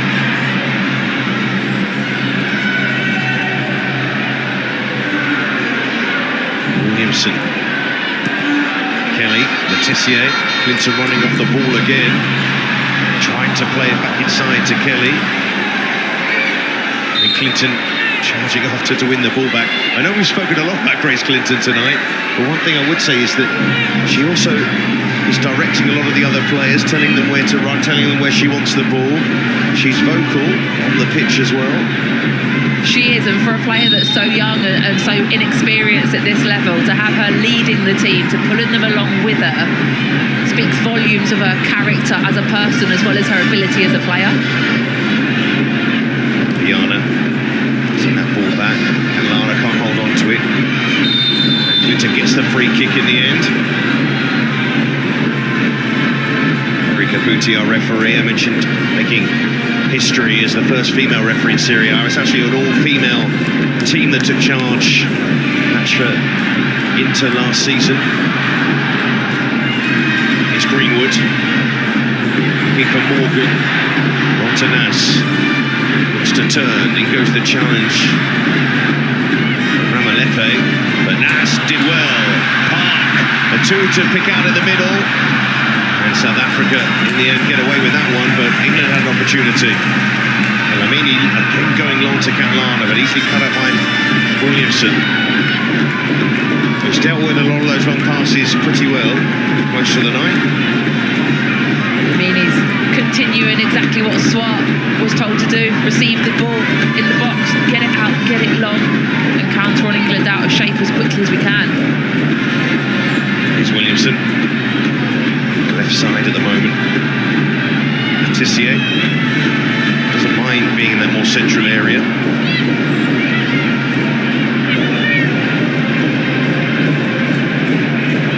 Williamson. Morgan.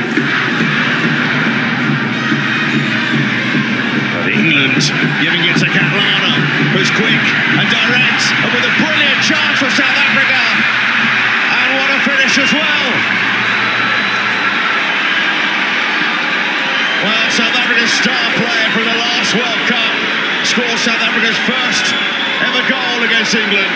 And it came from an England mistake, but Catlana still had work to do, as he certainly did the work. There's only so many mistakes you can make unpunished.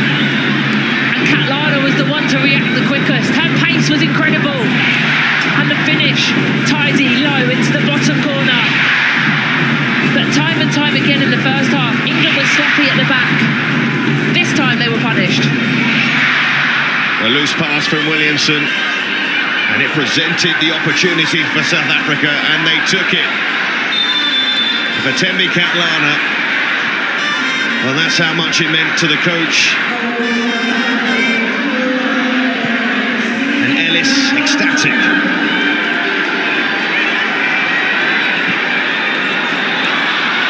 And here's me for England. So look to respond immediately. That's on the back ball back to Morgan. Well, with the chances they've had tonight, South Africa, you have to say they deserve a goal just because of the chances. They do. They've committed bodies to the attack. They've been direct when they've had the opportunity to. And they've created problems which England have kind of gone into it by themselves. They've given the ball back to South Africa on too many times. They haven't forced South Africa to make opportunities themselves. Who has an excellent goal record for South Africa, 83rd cap tonight, 32nd goal. He plays in Mexico for Tigres. It's a big signing for them in the Mexican League. He's in the United States. With a few professional players in South Africa's squad, and you can see why. She has been their outlet. For England to gift her that opportunity. The danger player for South Africa. And Alessia Russo. Is she going to be called upon here by England? We thought maybe Aggie Beaver-Jones might be the next substitute in that area, but Sarina Wiegman, with that goal, will be thinking differently.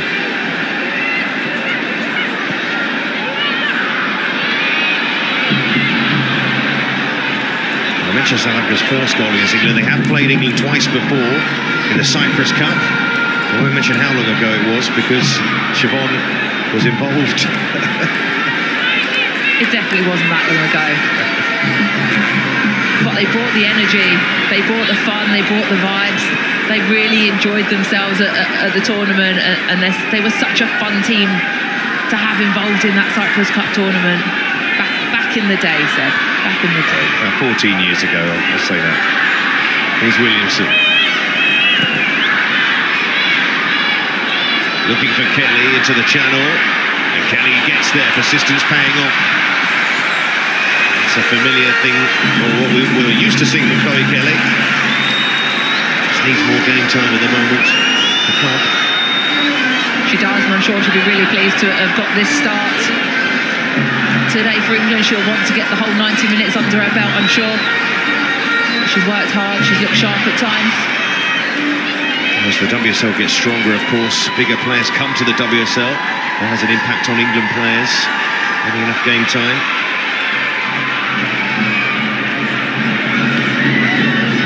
Going to take the corner short. Park getting it back to Greenwood. And England forced back there.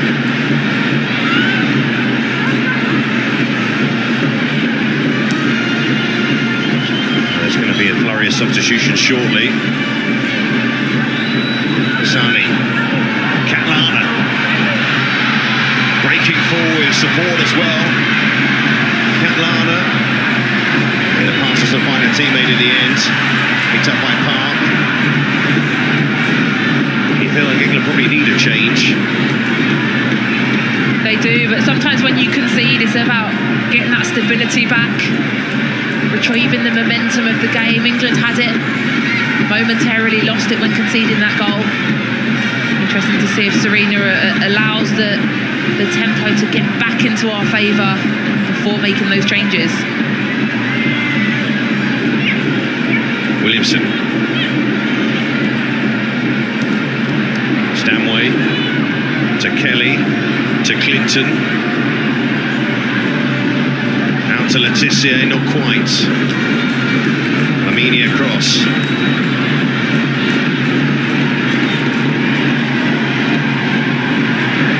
And after changes for England are coming up very shortly. Nas. Stanway. Morgan into Nas. Yana couldn't win the challenge, and Nas does well. Got the shot away. Here's Kelly on her left foot, and not a bad strike. Rattles the woodwork. But Nas had a chance before that as well. It's a brilliant effort from Chloe Kelly. Just takes the touch out of her left foot, fires it in and off the crossbar. I'm not sure the goalkeeper would have got anywhere near that had that been a couple of inches lower.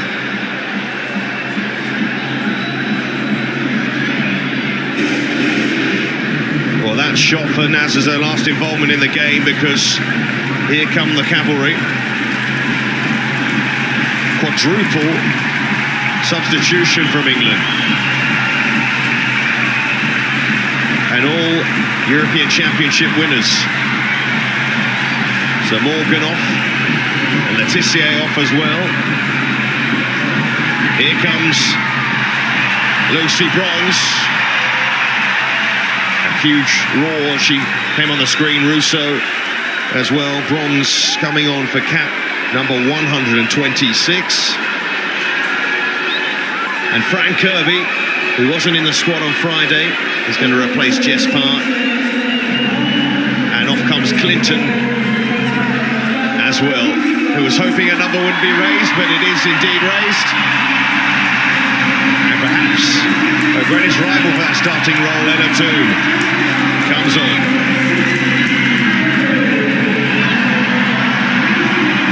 Most definitely her greatest rival for that role, and a player that has done her chances of being on that plane, being even in that starting lineup. She's done her chances a wealth of good tonight. I feel like at this point in time she's definitely on the plane to Switzerland, but you never know, of course. 4 changes made there. You can make a total of 6 in these friendly matches, including a potential concussion substitute. And Stanway giving the ball away. And England causing themselves all sorts of problems. Catlana, Gaia, will she get there? Calm from Bronze. Stanway apologising for that pass. She's not the only England player who's played a pass like that tonight. Russo. And Russo bursting through some challenges. And you can see Serena Wiegmann making a quadruple change, bringing on all that experience in one go. Look at that challenge from Laetitia. Swapped across to that left-hand side. I thought she was going to come off initially. Yeah, we talked before about whether Serena Wiegmann would wait for the tempo and the momentum to swing back into England's favour before making these changes. I mean, you don't really need to worry about managing the game when you're bringing on players like Lucy Bronze, Fran Kirby, Alessia Russo, Ella Toon, the experience that they're bringing in themselves. It's going to kind of do that for yourself, isn't it? Well, just while we have this break in play, an update on the European Championship playoff matches. They're into extra time in the game between Northern Ireland and Croatia, and the game between Wales and Slovakia. Level on aggregate in both those games. Scotland 4-0 up against Hungary with about 12 minutes to go, so they look safely through to the next round of playoff matches. And Ireland 9-0 up on aggregate against Georgia, so they are very much safely through if they weren't already. England already qualified for the European Championship, so these are matches to test things out, and they've certainly been tested, but a lot of their problems are their own making. They have been, and that's going to be a frustration for Serena Wiegmann. You can see the giveaway here again. Lana causing problems time and time again, but Lucy Bronze clearing up any problems there. Georgia Stanway with the miss-hit pass this time, but it's come from a number of players across that back line, across that midfield today. There's not been one player that's kept giving the ball away. It's been across the board. Haven't quite been on the same wavelength today, but as we say, it's about July. It's not about today. Indeed, and Serena Wiegmann will make that point, I'm sure, if there's any criticism coming her way. But for Ellis at the moment, she concerned for her experienced fullback, Lebahan Ramalepe. As far as captains are concerned for South Africa, they do tend to rotate the captaincy with the leadership group. But Lebahan Ramalepe wants to come back on again. Just to wait for a moment. So England have the player advantage. Laetitia again. Some of the South African players asking if their teammate can come back on. Now she's back on. But Kirby with a sharp touch. Russo quickening the pace. Kelly, Bronze.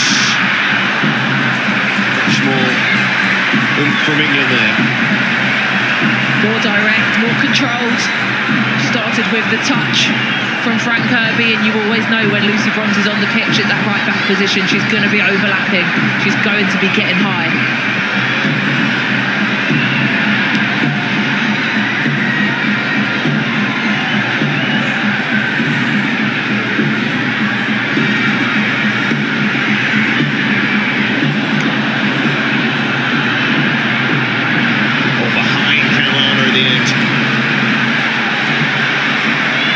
See there, Maguire trying to get up quickly in support of Catlana. Matalo not that far behind. It would sense there's another opportunity in there for them here, South Africa. And even though this is a friendly, it still has to be there in mind that England want to win this. Let's wait and see, shall we, Sharon? Here's Stanway. Greenwood. Russo did actually well to keep the move alive there. Kibela. Lepe. Your experience there to let that ball just run out of play. Yeah, rather than Catalana, who's obviously played really well with the fantastic goal.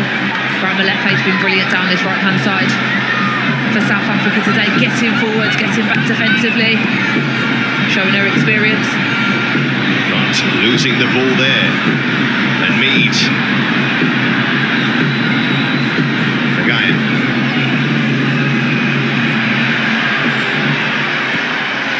He was probably the next standout player for South Africa at the last World Cup. Hilda Maguire. Williamson. South Africa can't believe that a handball wasn't given there. Alana not happy at all. Toon. Kirby. And now Mead. Some boos for some of the South Africa supporters who are here. There are a few. Toon.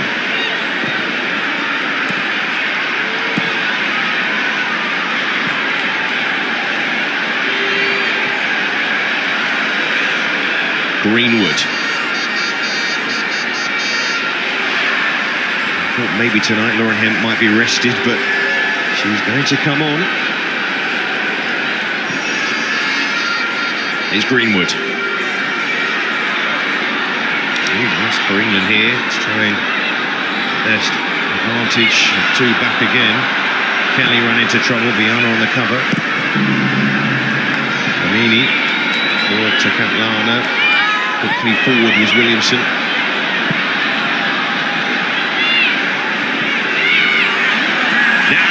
Catlana in again. Now will she pass or go herself? She goes for the pass. Maguire and blocked by Bronze. Huge cheer from the England supporters. But South Africa have found space and have had chances, and in many ways not that much different to the positions Germany found themselves in. In fact, better actually, some of them. Brilliant defending and covering round by Lucy Bronze though. Surprised Catlana didn't go herself. She's full of confidence after that initial goal. Just surprised that she made the pass.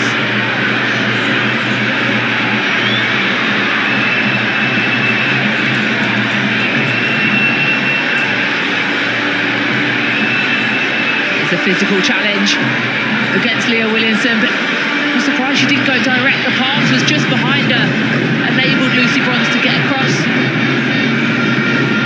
and make the challenge. England again being risky.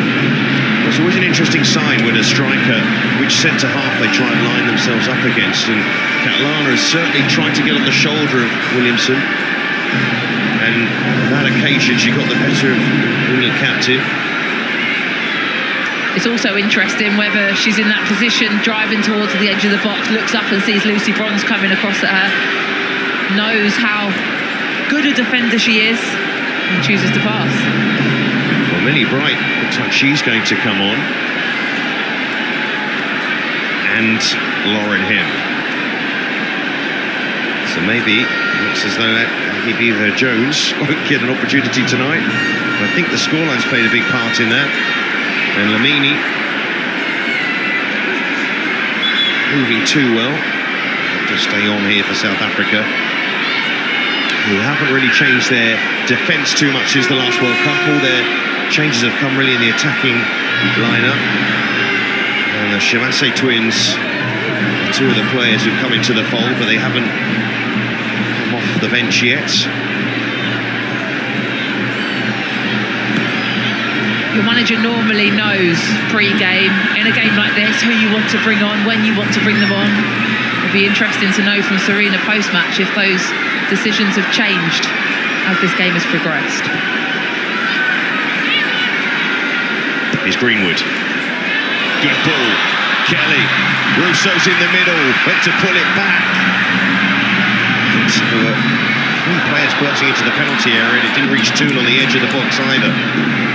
And England get that ball back, but they give it away. And the whistle comes to England's rescue. Well, it's definitely been a physical match from both sides.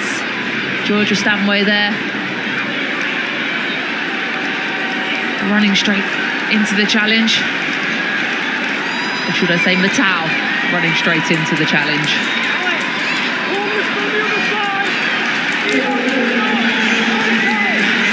Well, Beth Mead comes on. No goal for her tonight. Lauren Hemp, only the 28th best player in the world, according to the Ballon d'Or.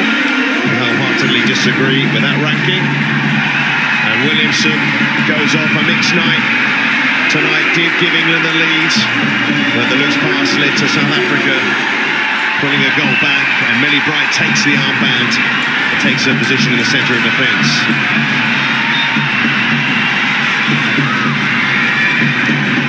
Interesting that he's made that substitution. That's one of the changes he's chosen to make. Even in friendly matches, you don't often see the centre halves change, but in the Germany game as well, so not completing either game.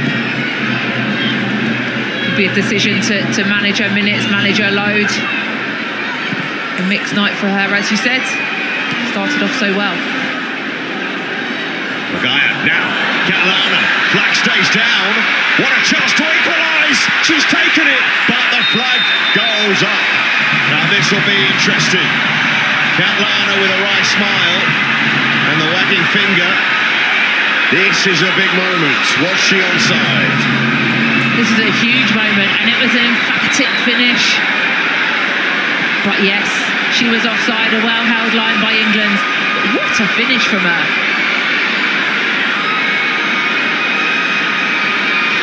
So it won't count for South Africa.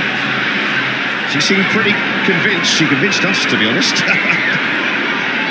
I think that's just the way for strikers. A relief for England there. That would have made the closing stages very interesting. And we'll chase this.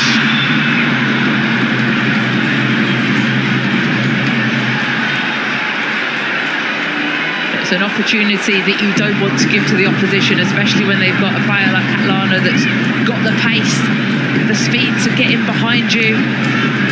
Lucy Bronze was open. She saw along that line. She used her experience to hold it. Let her run offside. Stanway. So remember, Stanway is not on the base of the midfield. Now then, it might be in here, and Bright had to make that intervention.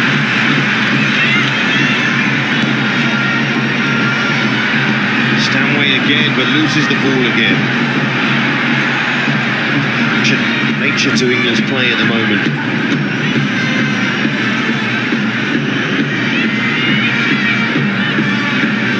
Just trying to picture Emma Hayes watching this game.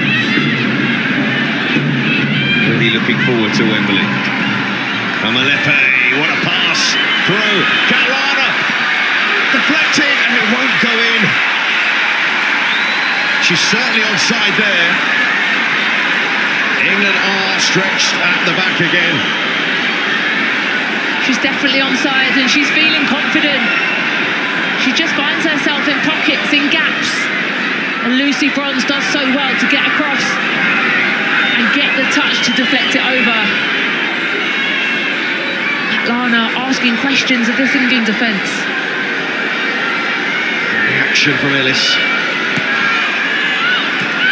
Corner taken short by South Africa, full of confidence at the moment. Magaya. Lamini, what a ball that is. The spot of bother cleared away by him. Biana. Touch invited, the pressure on. Well, despite the performance at Wembley, there was not an expectation that England would find themselves in this situation against South Africa. And a yellow card's going to come out for Biana. At first glance didn't seem the worst challenge we've seen tonight, but the referee saw differently here. Let's see.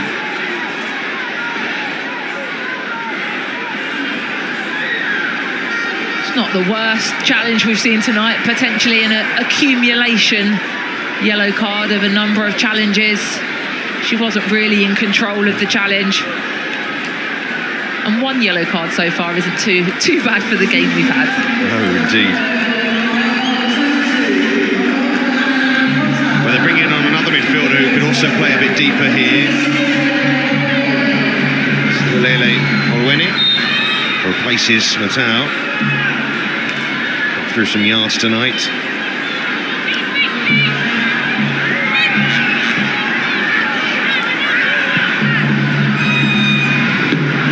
Russo. And England just need a third to settle them here. Greenwood. Leticia. Greenwood into Kirby. Seeing more and more why Sarina Wiegman would have turned to experienced players in this sort of scenario, because she said in the press conference before this game, we're very focused on results when it comes to how we feel about matches. Look, it's an interesting choice because she knows what her experienced players can give her. She knows how they can respond to being down, how they can come back. What she potentially doesn't know is what those players that she's taken off, how can they respond, how can they show her what they can do in this kind of situation. So for me, I'd like to have seen those players stay on the pitch and try and win this game themselves. The crowd raising the expectation of Lauren Hemp. Running with the ball, and don't give the ball to Lauren Hemp in those sort of situations. Toon, though, runs into trouble. Hasn't really got in the game yet, Ella Toon. Kelana sees the run here against Bright and takes her on and gets round her very easily indeed, and Earps had to make the save. Kelana's had chance after chance since she pulled one back.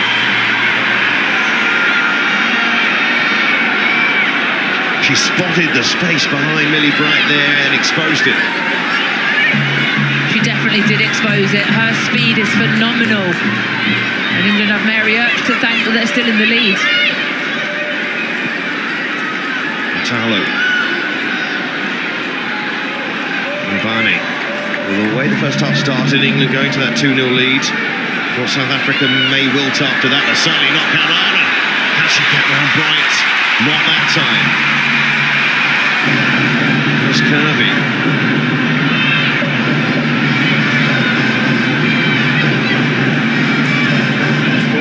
South Africa could hurt England.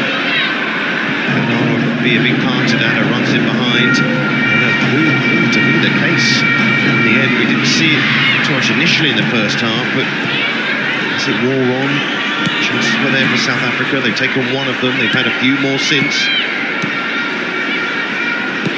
Here's Bronze. Bright with that switch. Leticia. With it well in the end. It was an awkward one with Greenwood. Greenwood again. Kirby. Out to Bronze. Bronze on to him. Gonna break to Toon. And she's denied. Well, I mean, he's not had too much to do in this second half, actually, but the South African goalkeeper keeping the score to 2-1. It's a great stop by the keeper. Does well, good position to get herself in to start with. She's got her body high.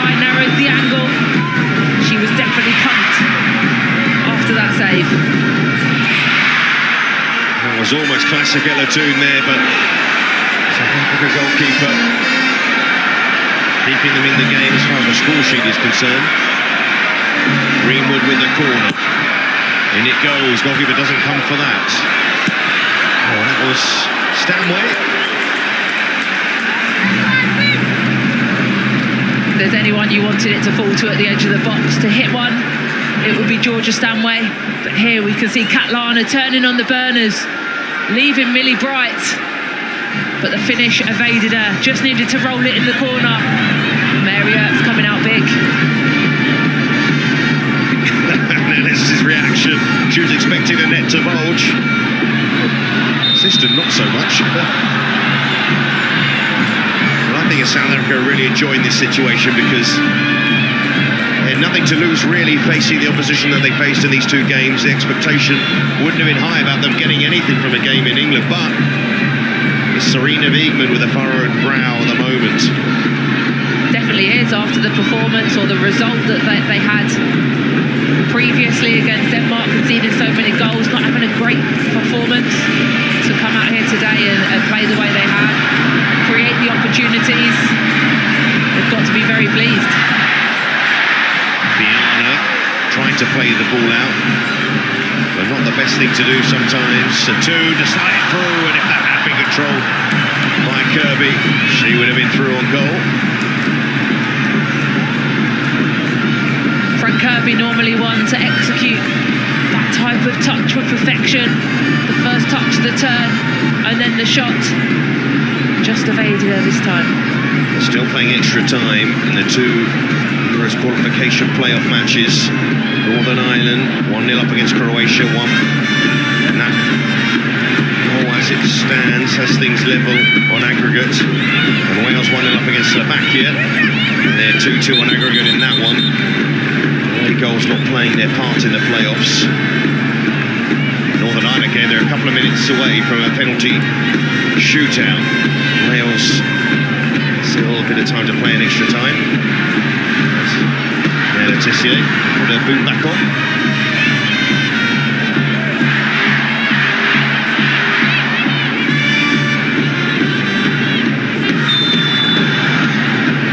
There may only be a friendly. Assure you, this would be huge for South Africa if they were to find an equaliser before the end. One of the biggest tries in their history. But here's Russo, and Russo away. That has to be a yellow card. Not the best of challenges. Mabane, one of the most obvious bookings you'll see. And the centre half was prepared to make the challenge, but for Russo, again, those sort of challenges can cause players real problems. It's a brilliant run by Alessia Russo. Turning the burners on herself, getting in behind. It's a cynical challenge. She knew she'd been beaten. She knew she had to bring her down. And a painful one right down the back of the Achilles. It's an interesting one, challenges like that, because there was a direction a few seasons back. Any sort of challenge like that would be a straight red card because of where it is, where the contact is made.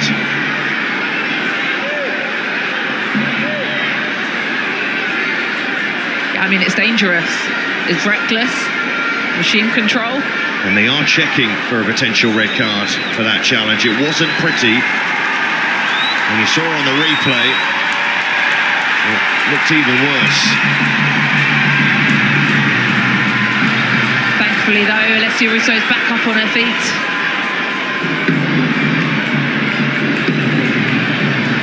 Still checking that red card, but it seems as though we're able to carry on here.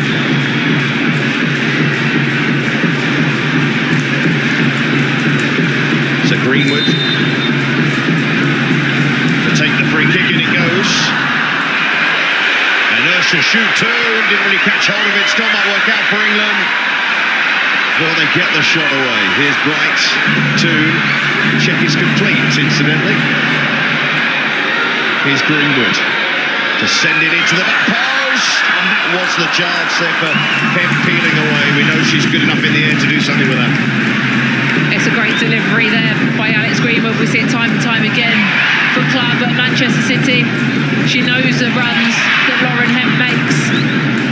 She's not the tallest of figures, but she's definitely brilliant in the air. Into added time, in extra time, Northern Ireland, Croatia. It seems seconds away from a penalty shootout in that one.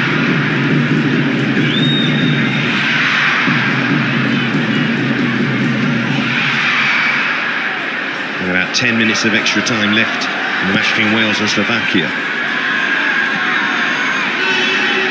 Here's Stanway. Kept on by Russo to Hemp. In a better period though for England. Letitia to send it in. Kelly will go for it. Goalkeeper comes, and Amini will claim. Solid goalkeeping work. She may not have claimed it first time, but there's confident goalkeeping there, knowing that you're going to come take everything, take everyone. Catlana having a go at her goalkeeper there. She wanted a bit more distance on that ball forward to give her a chance to run in behind. Magaya, Catlana, a little touch to try and get round Bronze, and she's managed it. Very lively indeed in this second half. White cuts that out. Matalo, confident play to move it wide. Ramalepe with a cross, tested for Earps, claimed by Earps.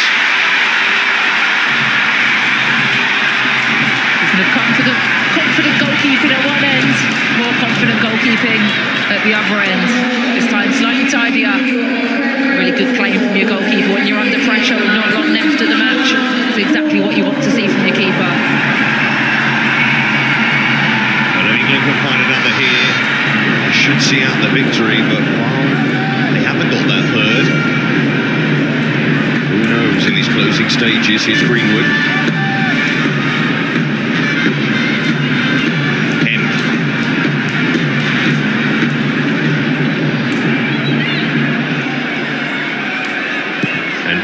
Will look for Letitia across on that side, who wins the header. Did well there, Letitia. I thought she did initially.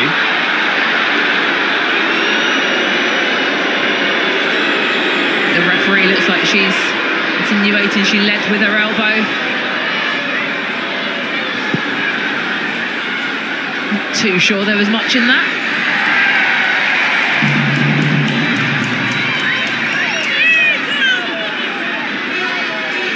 Still in added time in Northern Ireland.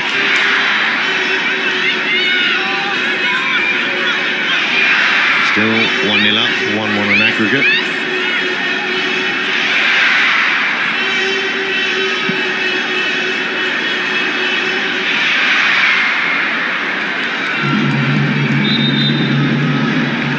And that match has gone to penalties now between Northern Ireland and Croatia.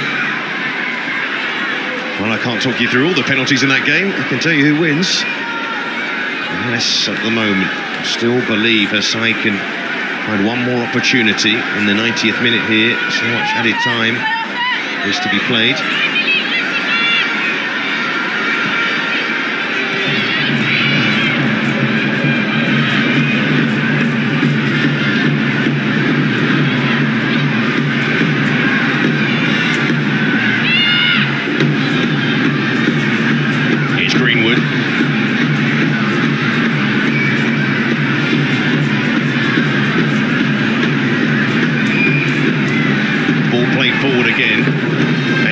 To know that Northern Ireland are through.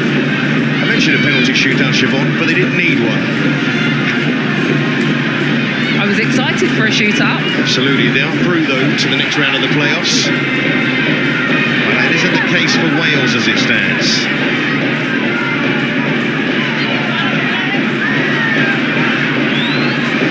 I said it's not the case for Wales, but they have scored a second very late on in extra time, so as it stands, Wales are through, but that match is not full-time yet. Here's Hemp. And a burst forward, Hemp going on. South Africa deal with it that time. 5 minutes to play.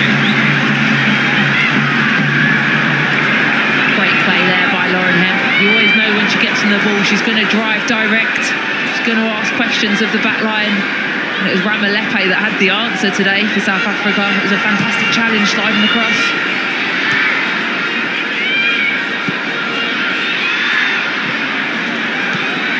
Oh, is there one more chance for South Africa? Katlana thought about the shot, goes for it, and Earps watched that go harmlessly off target in the end.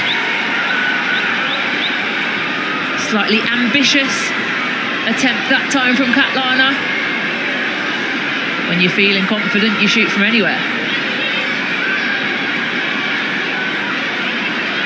Kerry Holland with a goal for Wales in the 115th minute, which as it stands has Wales through to the next round of the playoffs. They lost the first leg to Slovakia 2-1, winning in Wales by 2-0 at the moment. About 5 minutes left to play. Northern Ireland already through. Russo. Right from Russo initially. Stinging to Tarso. From Banning. Russo's looked tidy since she's been on the pitch. She's connected the midfield well to the top end. Caused problems for the back line.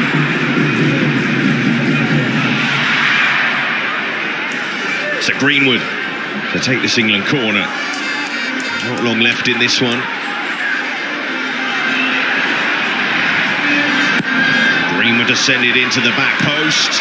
Will it drop for England nicely here? Might do, cleared away. And here's Bronze. Stanway. Laetitia flipping it out to Greenwood. It was an awkward one for her to deal with in the end, and it was a dangerous ball to play actually. I think she wanted Alex Greenwood to hang out wide, but as a centre-back that was out of position, she was just tucking back round to get back in. It's another player losing their footing.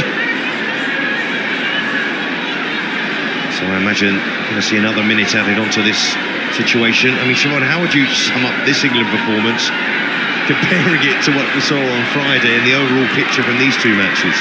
Look, I think Serena Wiegman has got more questions than answers from this performance. One of the answers she does have, though, is that Grace Clinton is definitely going to be on that plane. Is she going to be in the starting lineup? We'll see. Here's Stanway.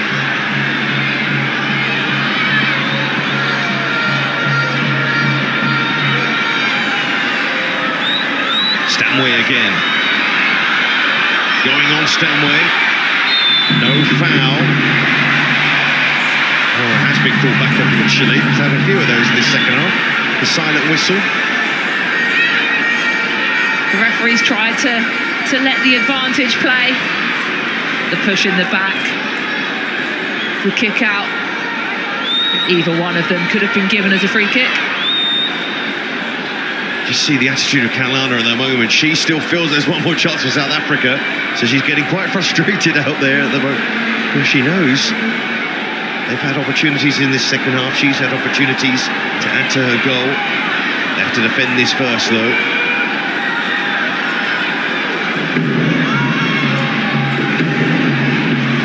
So Greenwood.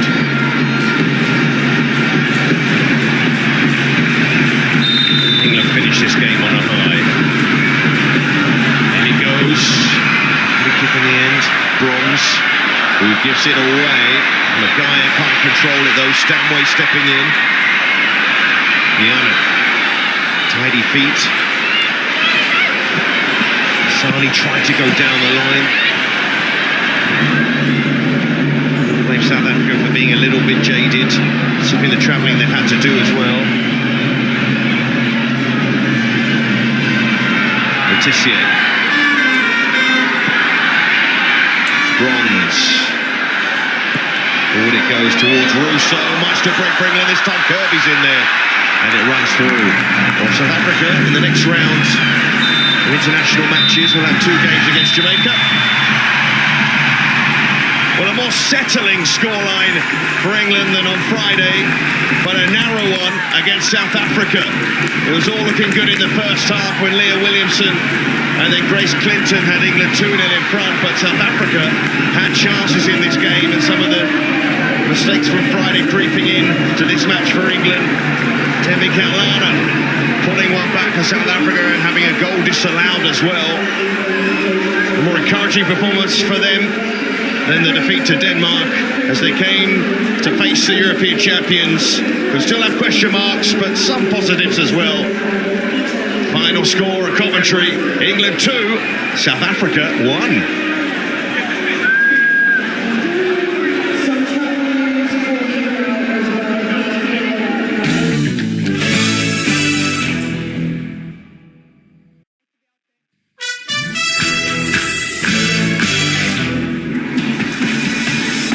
Well, England managing to get through that with a 2-1 win against South Africa here at the CBS Arena in Coventry. And they might consider themselves quite lucky because they really survived an onslaught in that second half. Sarina Wiegman with a lot of questions to answer with her team after making 8 changes. A goal for her captain though, Leah Williamson, who looks delighted with that. And they get the win in the end. Let's hear from one of their best players, Grace Clinton, with Katie. Grace, a tough physical game. How do you sum up that performance? It was a tough game. South Africa, they're a great team. They come last 16 in the World Cup, so we expected them to be a tough team, and they have good individual quality. So to get the win and get a goal is really nice. Yeah, your second England goal, and you also cleared the ball off the line. So a good night for you all round. Yeah, it is a good night for me. It's just nice and confident, and it's just nice to be out there. And how about that ball from Maya Letitia to set you up for your goal? I know, she actually looked up for me and everything. I seen her waiting for me to get in the box, and then the ball was just amazing. So it was hard not to finish. Has tonight also shown us about the Lionesses that there's work to do defensively? I think they're a tough opposition. They're a really tough opposition, and the pace is just crazy that they have in that team. So I think obviously we'll go back and we'll review the game together, but I think it's positive. As for you, is your personal goal to become a regular starter in this England team? Obviously everyone wants to play for England, everyone wants to play for the country, but my personal goal is to just keep me confident and keep getting goals, really. But with the Euros next summer as defending champions, that's got to be a target. Yeah, definitely. Well done tonight. Congratulations. There you go, Grace Clinton, who, as Siobhan said in commentary, must have booked her place on the plane, and if not in the starting lineup, what do you think? No, I still think she's still got a long way to go. I think she did really well tonight. I think you got given the opportunity. She took it tonight. She was positive. She spoke about her confidence there. I still think there's a bit more of her to grow, and that's exciting. That's not me being negative. I'm saying there's still much more of her to come. But what I saw tonight, I liked. Yeah, a bit more development, but they've got time, haven't they? Limited camps, but they've got time before the summer. We've got to see the goal in the second half for South Africa, because Temi Catlana was just a constant threat, and a nice finish from her. Yeah, we know she's got pace, Catlana. We knew what they were wanting to do all the time, and this is where, again, unfortunately, Leah's made the mistake, and once she's got in here, no one's catching her. Can she finish? Yes, she can. Unfortunately for Mary couldn't do too much about that, but that's what happened. I think what we saw from us today is that we're very good enough to beat teams. We can beat teams, but it's our vulnerability in our structure when we're pressing is what's going to cause us problems. We'll get beaten by the better teams. I just thought she was so impressive. At times, Kaz, she caused England absolute mayhem, and she might be feeling quite disappointed not to get a second goal. But at times, England as well were kind of their own worst enemy. They are. Look, when you're up against players that are quick and a constant threat and behind, you have to be brilliant in possession, don't give it away, and if you do, you have to have a shape that's compact that you can stop that counter-attack. We had neither today. We gave the ball away in silly areas, and then we were so big at our passing distances that we couldn't stop the counter-attack. And we were our own thing, like there, square balls as well. This was a problem for us. But that's a big pass over a big distance in a poor area, and then it's 2v2. And it's just poor decisions from Castellana there, why she didn't play it back to the edge of the box again. When you look at this pass here, that's basic. It's a basic mistake. I think again the pass from the South African player there is poor and it's behind her, Kaz. So that's the only reason why they've got away with it. This is from Leah's. You've got to attack that. You can't let that bounce. And then again, they're through. It's 2v1 there, right? It's 2v1. She's played the ball too early for me. She could have waited a little bit, but got away with one there. This is good skill on the line as well. And then once this goes in over the top, which was always going to be a problem once she got in, Mary Earps, what she does, she come out, she closed the angle, but then there's a good block, but this is just pure pace. I feel for Millie there, because we saw Catalani do this all game with her speed and her pace. Millie's just come on. Who's covering Millie Bright? Who's leaving her 1v1 when you just come on?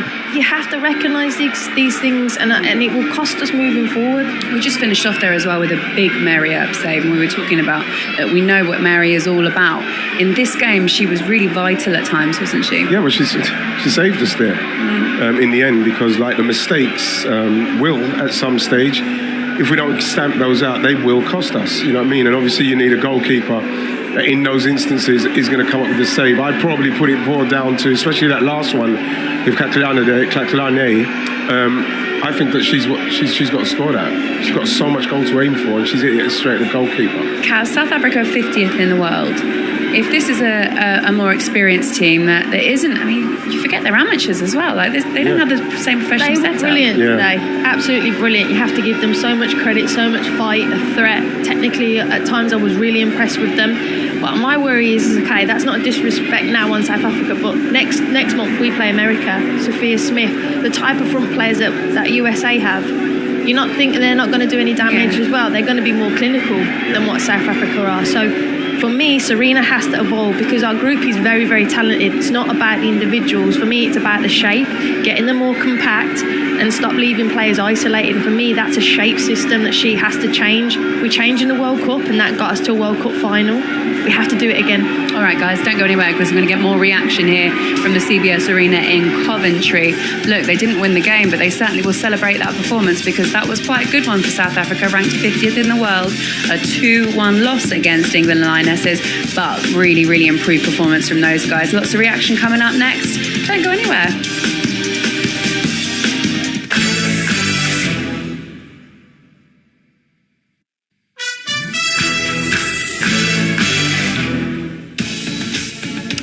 Right, England's next match doesn't get much bigger than this. The Olympic gold medalists, the USA, under the management of Emma Hayes, the newly crowned Coach of the Year at the Ballon d'Or last night. They roll into town at the end of November. That's November. For a massive clash at Wembley. And of course, we have you completely covered. It's on ITV1 and we can't wait to see it. So that'll be Serena's next game. Meanwhile, we're going to get a little bit of reaction to this match, a 2-1 win against South Africa here in Coventry, with the manager herself. That is with Katie Shanahan. Serena, a hard-fought win, but it was far from straightforward. Yeah, well, I thought after the first half we were a little more straightforward. I think the first half we played well. Second half we had some struggle moments. That's what you mean with not a fast forward, but where exactly? Well, I think we were a little bit too sloppy. I think the first half we had sloppy moments too, and but we created some chance from corners, but also just in open play. We scored a very good goal, I think. And the second half we got there, but then we were a little bit sloppy. And well, they're smart in a counter-attack and very fast. So of course that was hard for us. You speak about being sloppy. How do you fix that? Keep trying. We all know that, and keep playing football. Keep playing forwards, and of course talking about how taking that out. So it's some passes are I think easy, and some are in connections, and just feeling that like at moments when there was transition, they would really jump on us, and then making some better decisions. Just talk about it and move forward. Leah Williamson made her 50th cap tonight and also scored her first goal since her return from an ACL injury. That'll do a world of good for her confidence, won't it? Yeah, that was nice, really nice. And also because, he'll be talking about practicing the corner. Of course, we always do that. But so that was really nice for her. And then when it's the 50th, that makes it even extra something in this game. And Grace Clinton and Jess Nars also starring tonight. How impressed were you with both of their performances? Yeah, what you want to see, of course, it's different when you start or when you come in on the pitch, and I wanted to see that. I think what you can see from Jess, that she stretches, she runs in behind. There's some details, sometimes she can be even more positive. We would hope that when she has the runs in behind, a little more centered, so little things like that. And you'd ask Grace, right? Yeah, Grace felt well. I think she was tight on the ball despite a couple of moments. But together also, they were finding the pockets, finding some balls in behind when she had to be there. Of course, with the cross to head it in. That was a good moment too. So, that was good. Thank you, Serena. Well done. Thank you. Thank you. Okay, guys, what lessons do you think we should learn from that performance and the last one against Germany? I mean, we're just so sloppy, Laura. I know Serena said it, but these are themes that keep reoccurring, and that's what's worrying me. And so for me, I think we have a talented group. I think Serena has to put us in systems now that mean we're closer together and demand more from us in possession. Perhaps we're too nice, but nice won't regain us the Euros, and teams will punish us. And we've been very lucky tonight, and we conceded 4 against Germany, and we could have easily lost tonight. Righty? No, I agree. Simply because when you look at the chances that were given up and the basic mistakes that we made for those chances to come about, shouldn't be happening. Not to a European Championship team. We're experienced enough, we're good enough individually to not make those mistakes. We can't afford to make those mistakes for people to punish us. And again, had South Africa been more clinical, they'd probably beat us tonight with the chances that they had. But, I was pleased for Leah, her goal. But obviously, again, she gave one away they scored from. But, she's got to just get herself going, get her set of fitness right, get her game going again, and get back to that calibre of player that we know she is, England captain. Yeah. Okay, guys. Look, I want to update you before we go on the other results tonight in the playoffs. This was for round 1. It was the second legs. First of all, let's start with Northern Ireland against Croatia. It was 1-1 after the first leg, and then that goal there from Lauren Wade, the 114th minute, Kaz. Wow. Not bad, sent them through. Unbelievable strike. There's not much more to be said from that. No. Clinical. Brilliant goal. Well, in that case, let's move on to Wales, because we've got a lot to get through. This was Wales against Slovakia. They actually lost the first leg 2-1.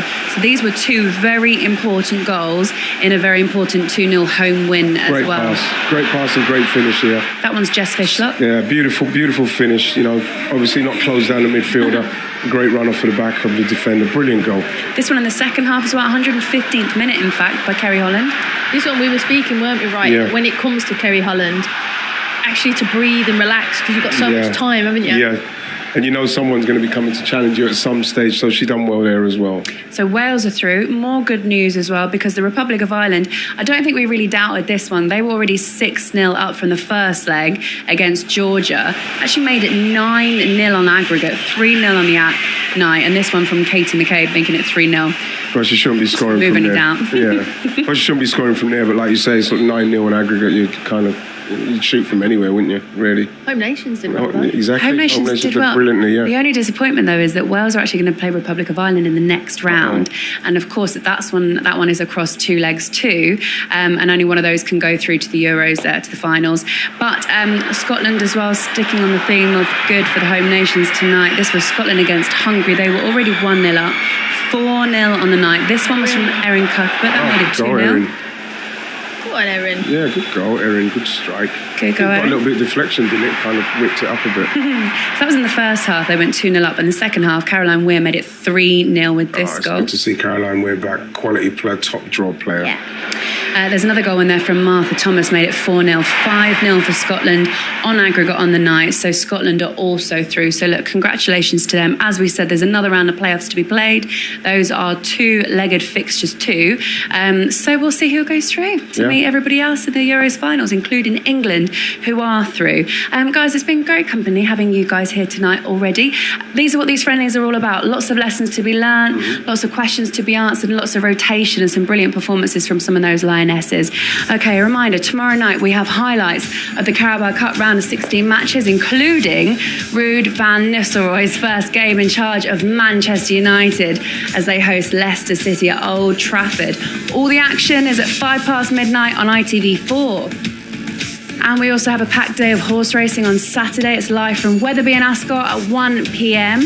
And we head to Del Mar on the Californian coast, wow, for the Breeders' Cup at 8 p.m. All of that is on ITV4. And for the FA Cup first round, it gets underway too. We have 3 matches on Sunday with Sutton United against Birmingham City. Kaz will be there. That one's at 11:45 a.m. Birmingham on ITV1, followed by Harrogate against Wrexham, 3:20 on ITVX. The last match of the first round is between Cheshire United and Lincoln City, 6:30 Monday night, ITV4. I'm doing that one. I'm really looking forward to that one. It's going to be great. Right, you two are lovely. So you lot watching, thank you so much. Enjoy your evening and we'll see you next time. Bye-bye.